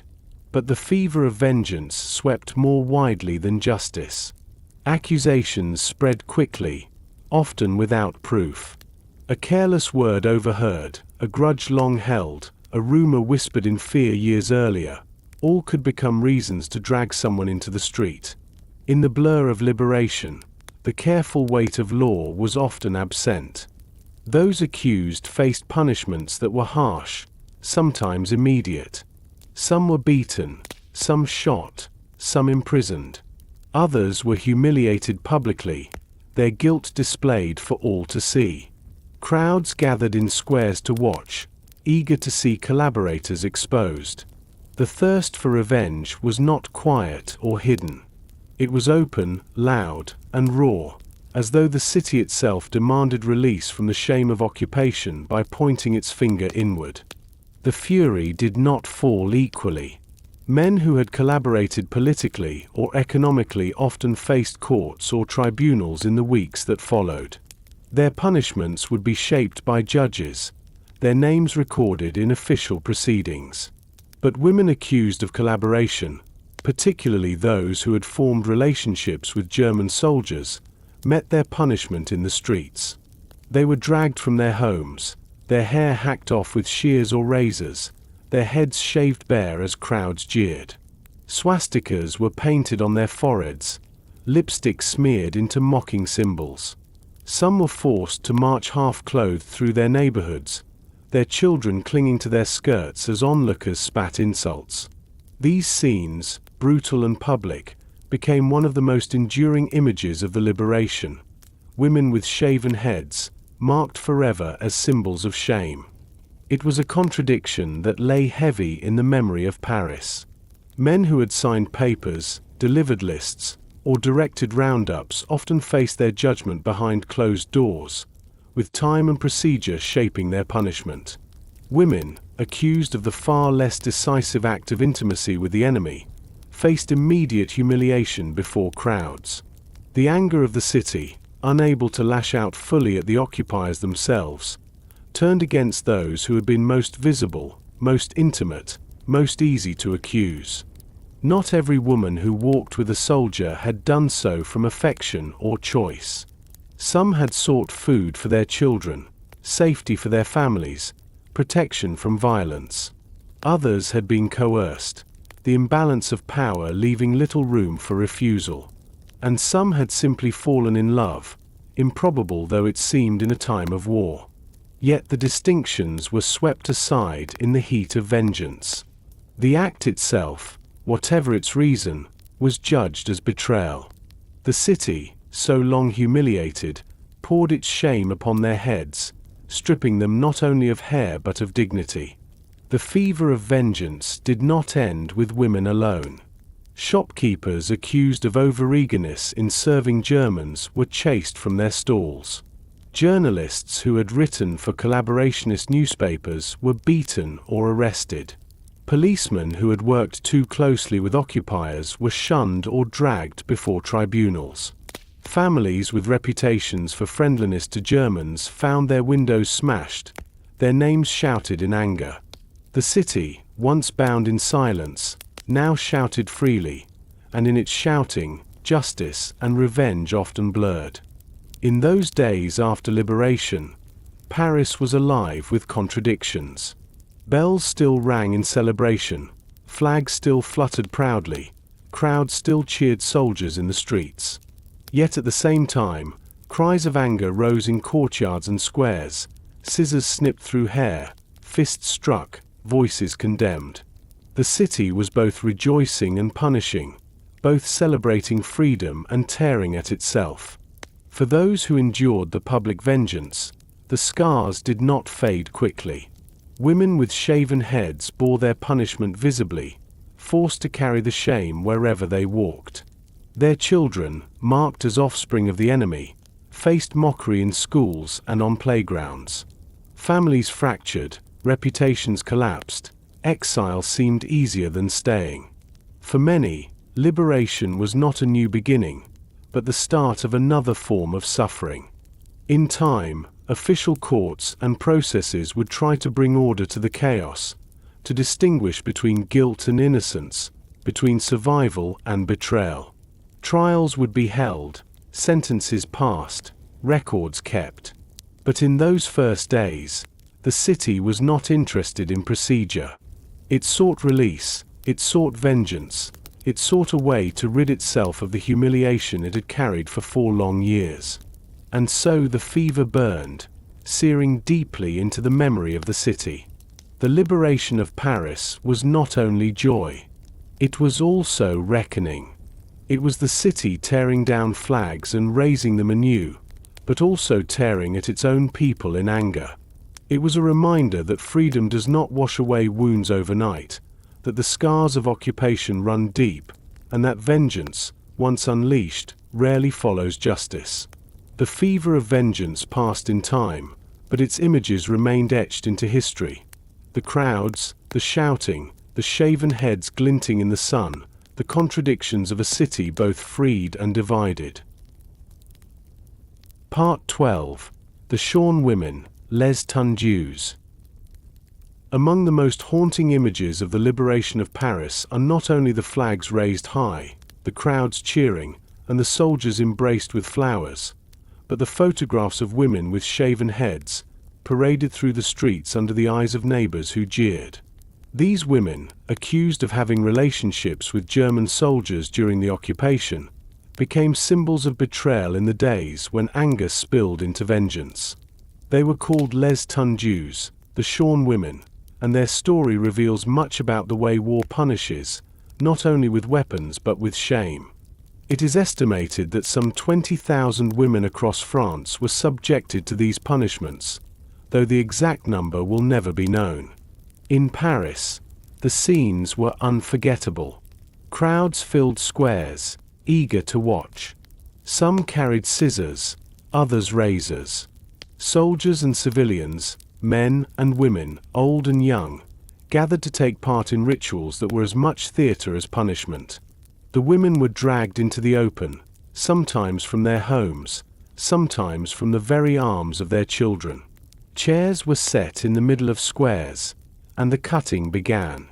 Hair, so long a marker of femininity and pride, was shorn roughly, hacked away in clumps. Some women were held down as the scissors tore through locks that had once been carefully styled, brushed, and pinned. Others sat rigid, tears streaming silently down their cheeks as the crowd shouted insults. Swastikas were smeared on their heads with lipstick, coal, or paint.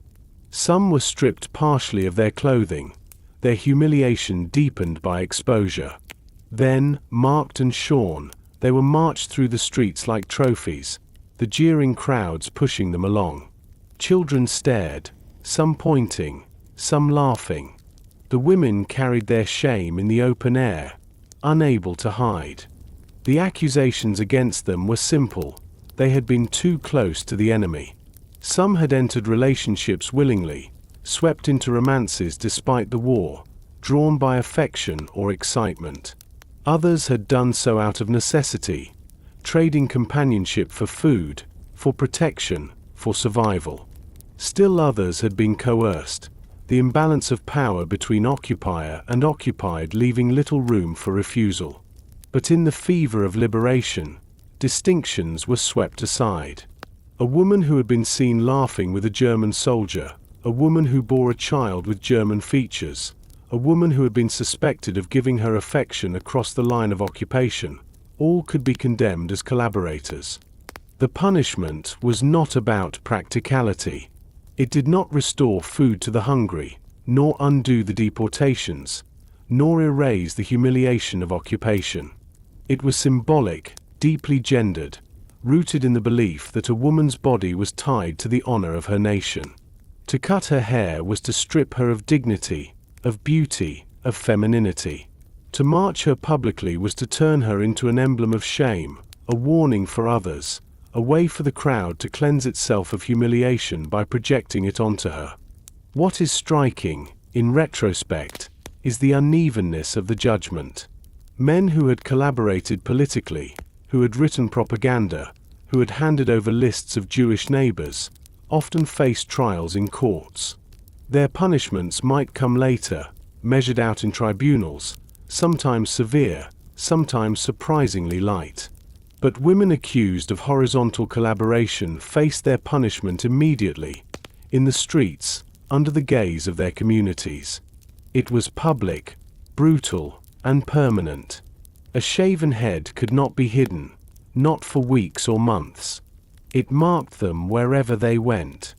Photographs taken in those days show the haunting contrast. In some, women march with babies in their arms, the infants crying as their mothers are paraded through hostile crowds. In others, young women bow their heads, their skulls freshly shaven, swastikas scrawled across their skin, while neighbors laugh or sneer.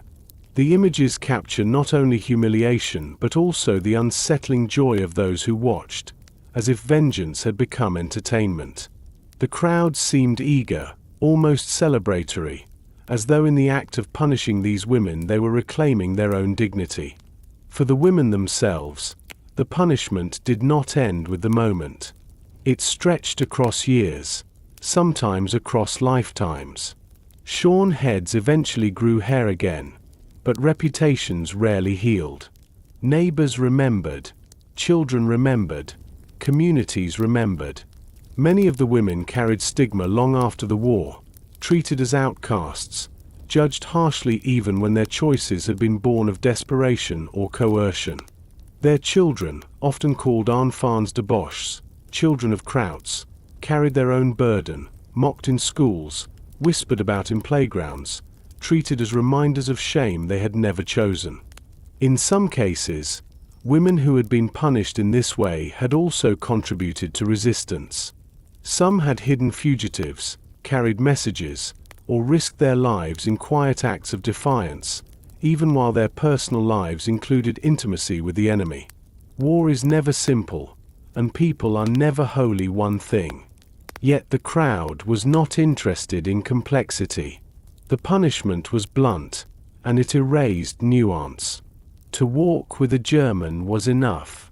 To be seen laughing was enough. To carry a child whose father wore the wrong uniform was enough.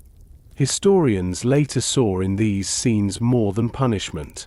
They saw them as rituals of purification, ways for a humiliated nation to cleanse itself by sacrificing symbols of betrayal. The women became scapegoats, made to carry the shame of many, while men who had collaborated in more significant ways sometimes slipped through with less visible consequence. It was easier to cut a woman's hair than to face the deeper wounds of occupation. And yet, there were also moments of compassion. Some neighbors turned their backs, unwilling to watch. Some friends tried to shield women from the mobs, pulling them indoors, hiding them until the fury subsided. Not all of Paris jeered, and not all took part. But the images that remain, the ones carried forward in memory, are of the crowds, the scissors, the bare heads glinting in the sun. For those who survived this humiliation, life after the war was rarely easy. Some fled their neighborhoods, unable to endure the stares and whispers. Others stayed, living in the shadow of their past, their lives shaped by choices that history judged without mercy. Some spoke of their experiences years later, insisting that they had been in love, that they had chosen freely, that they had no regret. Others carried silence, unwilling or unable to revisit the trauma. Each story was different, each shaped by circumstances that the crowd never considered. The memory of the Shorn women lingers because it captures both the fury and the contradictions of liberation. It shows how joy and vengeance can walk side by side, how a nation can celebrate freedom while inflicting cruelty upon its own. It forces the recognition that war leaves not only ruins of stone, but ruins of dignity, of reputation, of human lives marked by shame. Paris in August 1944 was a city reborn, but also a city wounded. Its people tore down swastikas and raised tricolors, kissed soldiers and sang in the streets, but they also shaved heads, smeared symbols, and paraded neighbors in shame. The story of Les Tundus is part of that memory, a chapter of liberation as complex as the occupation itself. Part 13. Motives and Meanings. The image of women with shaven heads being paraded through the streets of Paris remains one of the most striking of the liberation. It is an image that raises as many questions as it answers. Why was the fury of a humiliated city turned with such force against women? Why did intimacy with the enemy seem to demand such brutal punishment, while acts of political or economic collaboration often faced slower, quieter reckoning in courts? To understand, One must look beyond the surface of anger and see the deeper motives, the meanings, and the wounds that those punishments carried. Hair, throughout history, has been a symbol of beauty, dignity, and identity. For women in particular, it was a marker of femininity, carefully styled, brushed, or braided, a part of their presence in the world. To cut it away was not merely a matter of appearance, it was to strip away pride, to turn the private into the public, to mark someone visibly as disgraced. A shaved head announced guilt wherever the woman went, transforming her into a living emblem of betrayal. In this way, the punishment was not simply practical, it was deeply symbolic. It touched the very core of what society believed defined a woman. The punishment also reflected the way war had entangled women's bodies with the idea of national honor. When a woman entered a relationship with an enemy soldier, willingly or not, many saw it not only as her personal decision but as a wound to the nation itself. Her intimacy was read as surrender, her affection as betrayal, her child as a living reminder of humiliation. Men who collaborated could be judged for their words, their signatures, their politics. But women, judged through their relationships, carried the burden of a different kind of betrayal, one that was inscribed on the body itself. By punishing them publicly, by parading their shaved heads, the crowd believed it was reclaiming honor that had been lost. This focus on women also revealed the imbalance of vengeance. During the occupation, many French men had lived in compromise or even collaboration. Some worked with the Vichy government, enforcing German orders. Some sold goods and services to the occupiers, profiting while others starved. Some betrayed neighbors, denouncing Jews or resistors to the police. Their collaboration was often more decisive, more deadly, than the private liaisons of women. And yet, when liberation came, the fury turned most visibly upon the women. They became the scapegoats, made to carry the shame of the nation's humiliation in their bodies and faces. There was also an element of displaced anger. During the occupation, many men had felt powerless. They had been forced to watch as Germans occupied their streets, their homes, their cafes. They had been unable to fight openly, constrained by fear of reprisals. Their masculinity, their sense of being defenders of their families and nation, had been wounded. When liberation came, shaving the heads of women became a way of reasserting control. It was a ritual that declared, "We are strong again, we will not be humiliated." But the strength was misdirected. Instead of confronting the deeper wounds of defeat and collaboration, the anger was taken out on women whose choices, though visible, were often more complex than the crowd wanted to admit. The motives also carried a strong desire for purification. Liberation was not only a military victory, it was a moral one. France needed to cleanse itself of the stains of occupation, to purge the shame of defeat and collaboration. Public punishment provided a visible ritual of cleansing. Shaved heads, swastikas painted on foreheads, public parades. These became ceremonies of purification, acts by which the community believed it was restoring itself. By humiliating the women, it symbolically cut away the shame of occupation, as though each lock of hair was a strand of dishonor falling to the ground. And yet, beneath this symbolism, there lay cruelty and contradiction. Many of the women punished in this way had acted out of desperation. With husbands gone to prisoner of war camps, with children hungry, they had sought survival where they could. A relationship with a soldier might mean food on the table, medicine for a child, safety from harassment. For others, the relationships had been coerced, shaped by the imbalance of power between occupier and occupied. And for a few, love had simply crossed boundaries, indifferent to politics. But none of these distinctions mattered in the fever of vengeance. To the crowd, nuance dissolved. The act itself was enough to condemn. The meaning of the punishment extended into the future. Shorn women were not only humiliated in the moment but marked for years. Their shaved heads grew hair again, but the memory lingered. Neighbors remembered. Communities remembered. Children remembered. The stigma followed them long after the crowds had dispersed, shaping their lives, their families, their opportunities. For their children, born of these unions, the punishment continued in another form.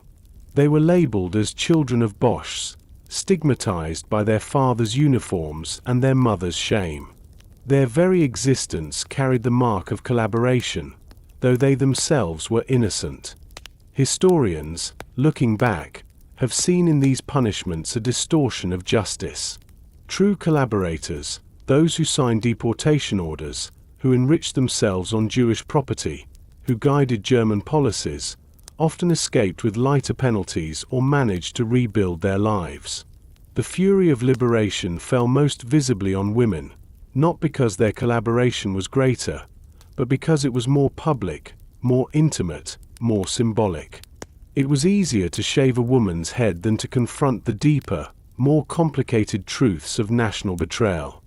The photographs that remain reveal the layers of meaning. In them, women with shorn heads march with eyes lowered, while crowds surround them, pointing, laughing, jeering.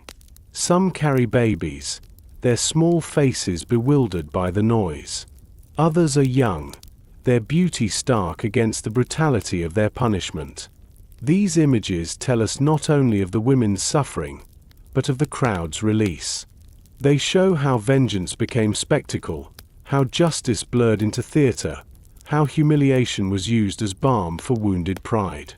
The motives and meanings of these punishments cannot be understood simply as justice. They were catharsis, ritual, reassertion of control, and projection of shame. They reveal how deeply gender shaped the experience of war, how women's bodies became battlegrounds upon which nations wrote their victories and defeats. They show how liberation, even in its joy, carried cruelty, and how vengeance, once unleashed, rarely seeks balance. In the end, the story of the Shorn women forces us to confront uncomfortable truths.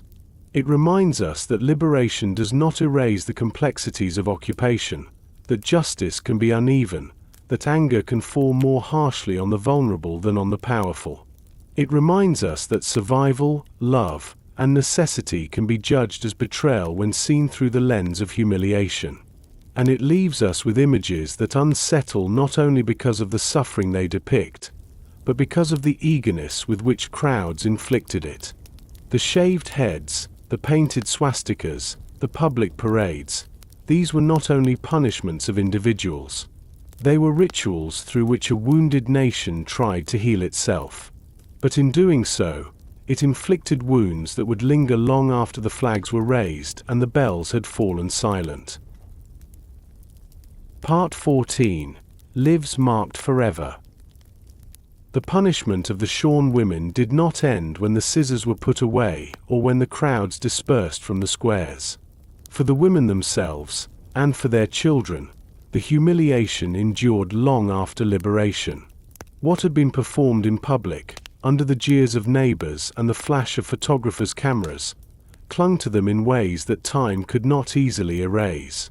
The moment of shaving was only the beginning of a sentence that stretched into years, sometimes into lifetimes. In the days immediately after, the women bore their punishment visibly. A shaved head could not be hidden, not with scarves, not with hats. It was a mark that grew slowly, stubble replacing hair, then uneven tufts, then awkward strands that told the story without words. Wherever they went, they carried their punishment with them. On buses, in markets, in the very stairwells of their own apartment blocks, their bare heads drew stares, whispers, sometimes cruel laughter. Children pointed, adults turned away, and every glance reminded them that their shame was meant to be permanent. Some women tried to cover themselves, wrapping cloths or hats tightly, but the community often saw through these veils. Neighbors remembered. The memory of the spectacle was as hard to conceal as the mark itself. And in the small, watchful world of post-war Paris, where gossip lingered and wounds of occupation were fresh, the stigma was carried with relentless weight.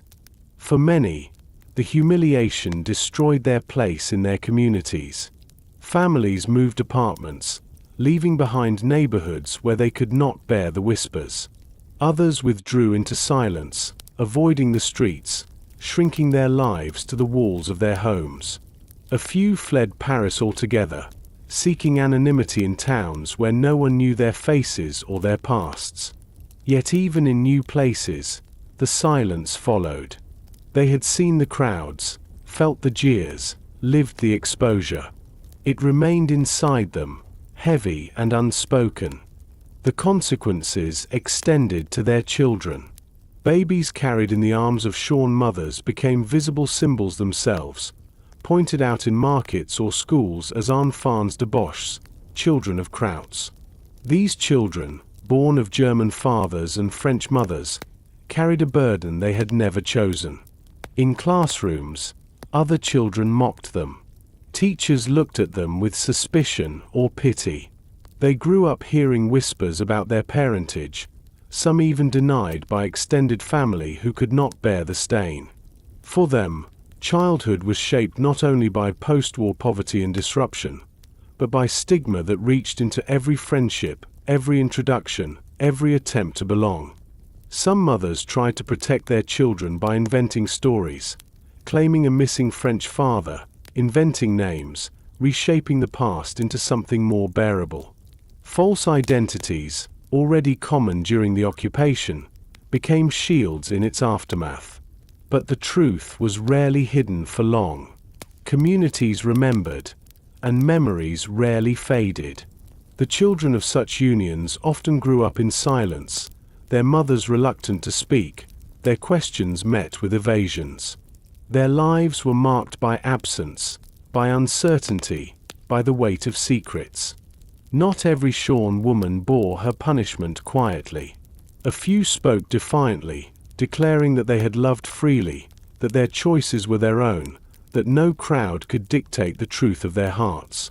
Some clung to the children they had borne with German fathers, raising them proudly, insisting that love could not be reduced to betrayal. Others, however, carried bitterness, feeling betrayed not only by neighbors but by the nation itself, punished more harshly than men who had collaborated with signatures and policies that had cost thousands of lives. The unevenness of justice deepened their resentment, a wound layered upon the original humiliation. The stigma followed these women even as France rebuilt. When official trials of collaborators were held, when records were written, when politicians spoke of purification, the shorn women were rarely mentioned. Their punishment had been outside the courts, outside the law. It was vengeance, not judgment, and it left them in a limbo where their shame was both unforgettable and unrecorded. They were punished without trial, condemned without verdict, and left to live with scars that the state neither acknowledged nor sought to heal. Some found solace in private lives. They remarried, built families, buried the memory as deeply as they could. Others never escaped its shadow, marked always as women who had once been seen on a chair in a square, their hair falling in clumps at their feet. Even decades later, when photographs resurfaced, some recognized themselves, or feared recognition, reliving in memory the jeers of the crowd. The children, too, carried the mark of their birth into adulthood. Many struggled with identity, torn between French mothers and absent German fathers. Some never learned the full truth of who their fathers were, growing up in silence and secrecy. Others discovered it only later, when records were opened or families finally spoke. Their lives were marked by stigma that was not of their making, a reminder of how war punishes not only those who choose, but those who are born from its shadows. Historians, looking back, saw how uneven the reckoning had been. Those who signed orders that sent thousands to their deaths often stood before courts, their guilt debated, their sentences sometimes commuted, their lives later rebuilt. But women who had given or received affection, who had sought survival or been coerced into intimacy, bore punishments far harsher and far more visible. Their heads were shaved, their shame displayed, their children stigmatized. The disproportion reveals much about the way societies seek to cleanse themselves, often punishing the visible, the vulnerable, while the powerful slip away with less.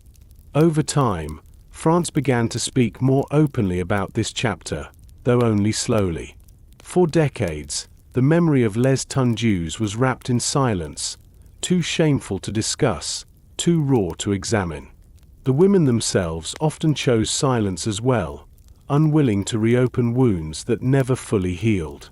Only in later years, when historians and journalists sought their stories, did some voices emerge, describing what had been done to them, insisting that their stories were not as simple as the photograph suggested.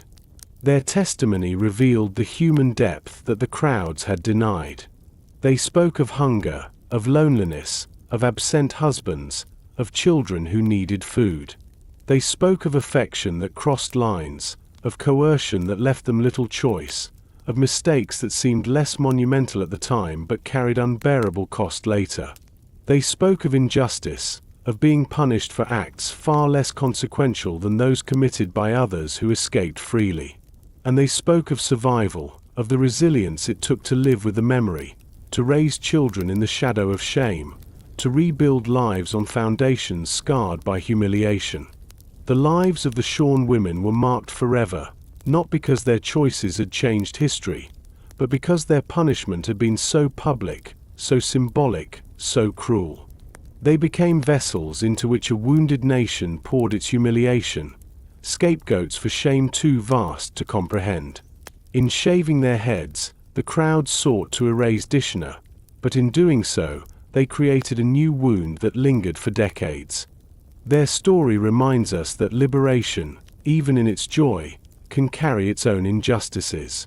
It reminds us that vengeance, once unleashed, does not pause to weigh circumstances, that shame can be inflicted as deeply as violence, and that the wounds of humiliation often outlast the wounds of war.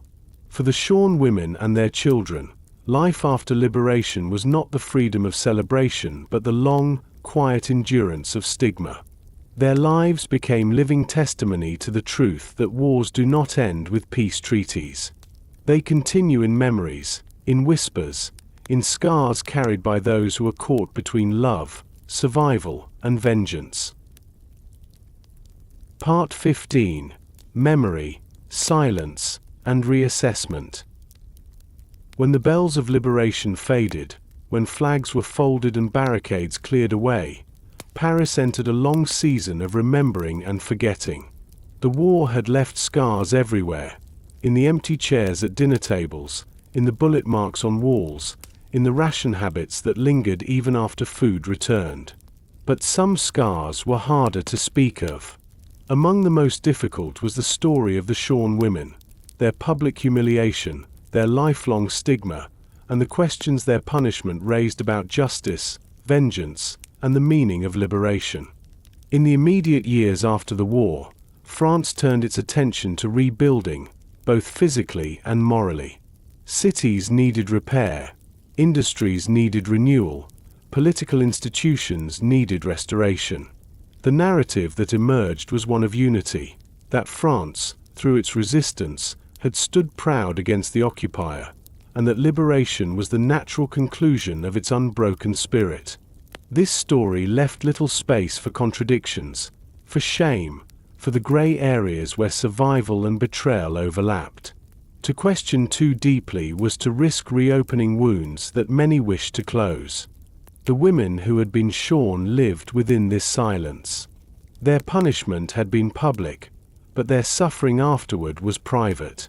Neighbors remembered, but few spoke of it openly. Families carried whispers, but rarely shared them beyond their walls. The official histories of the time, written to celebrate resistance and resilience, did not dwell on these women. They were uncomfortable reminders that liberation had not been only joy, that justice had not always been even, that vengeance had sometimes masqueraded as patriotism. For decades, the story of Les Tundus was largely absent from textbooks and commemorations. Silence, however, does not erase memory. The photographs remained. Taken by journalists and soldiers, they captured the stark scenes of women with bare heads, babies in arms, swastikas smeared across their skin. These images resurfaced from time to time, haunting reminders of a chapter that did not fit neatly into the heroic narrative of the resistance. When they appeared, they provoked unease. People remembered, even if they did not speak. The women themselves carried the silence in their bodies, in their lives, in the way they avoided certain conversations, in the way their children grew up without knowing the full truth. It was not until the later decades of the 20th century that historians began to look directly at this silence. They sought out the photographs, the testimonies, the fragments of memory that had been left in the margins. They asked difficult questions. Why were women punished in this way, while men who had collaborated often faced less visible consequences? What did it mean that intimacy, more than political betrayal, had become the focus of such public fury?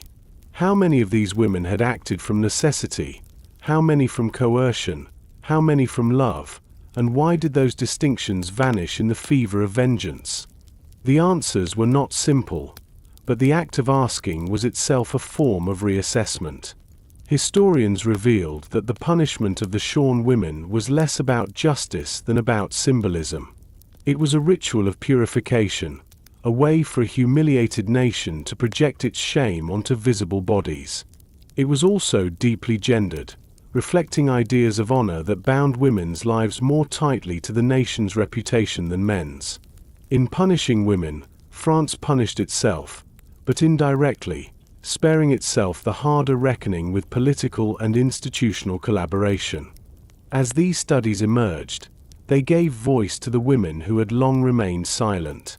Some stepped forward, sharing their memories, describing the scissors, the jeers, the feeling of hair falling to the ground.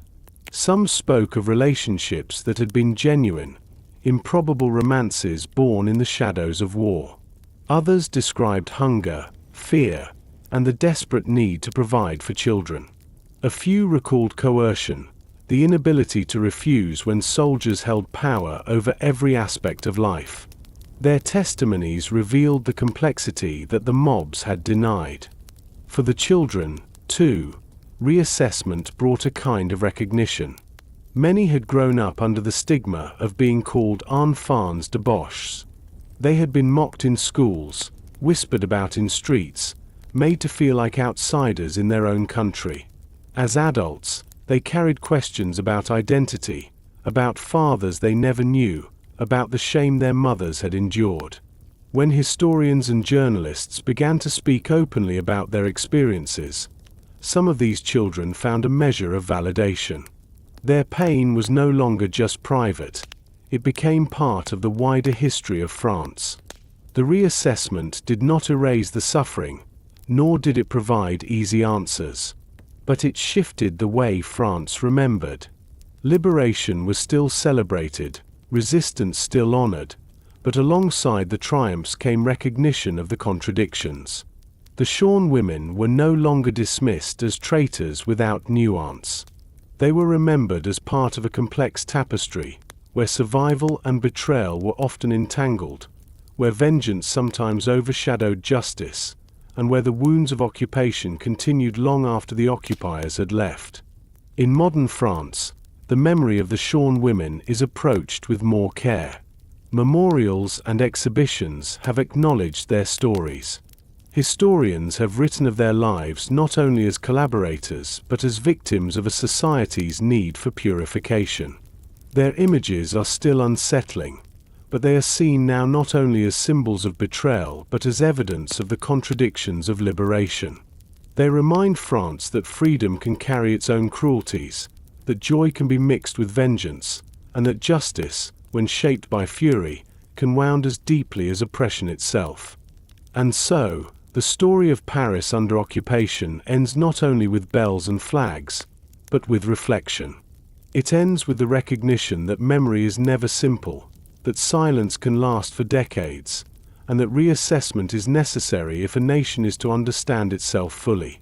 The women with shaven heads, once paraded as symbols of shame, now stand in history as reminders of complexity, of injustice, and of the dangers of vengeance disguised as justice. Paris, after the war, returned to its rhythms. Cafes filled again, theaters reopened, markets overflowed once more. But beneath the laughter, the music, and the bustle, memories lingered. The occupation, the resistance, the persecution, the vengeance, all remained in the city's soul. To walk its streets was to walk among ghosts, some honored, some forgotten, some silenced for decades. Among them were the Shorn women, their lives marked forever, their stories once buried but now, slowly, brought back into the light. And so our journey comes to a quiet close. The echoes of footsteps on Parisian streets fade, the bells fall silent, and the city drifts back into the stillness of memory. You've walked through its fear, its resilience, its joy, and its sorrow, and now it is time to rest. Thank you for sharing this time with us. If you enjoyed this story, please give it a like, subscribe to History to Relax, and let us know in the comments where you listened from tonight. We love hearing the voices of our community, scattered across the world, yet connected through these moments of calm history. Now close your eyes, breathe deeply, and let yourself drift, knowing that tomorrow we will return again with another story from the past to keep you company.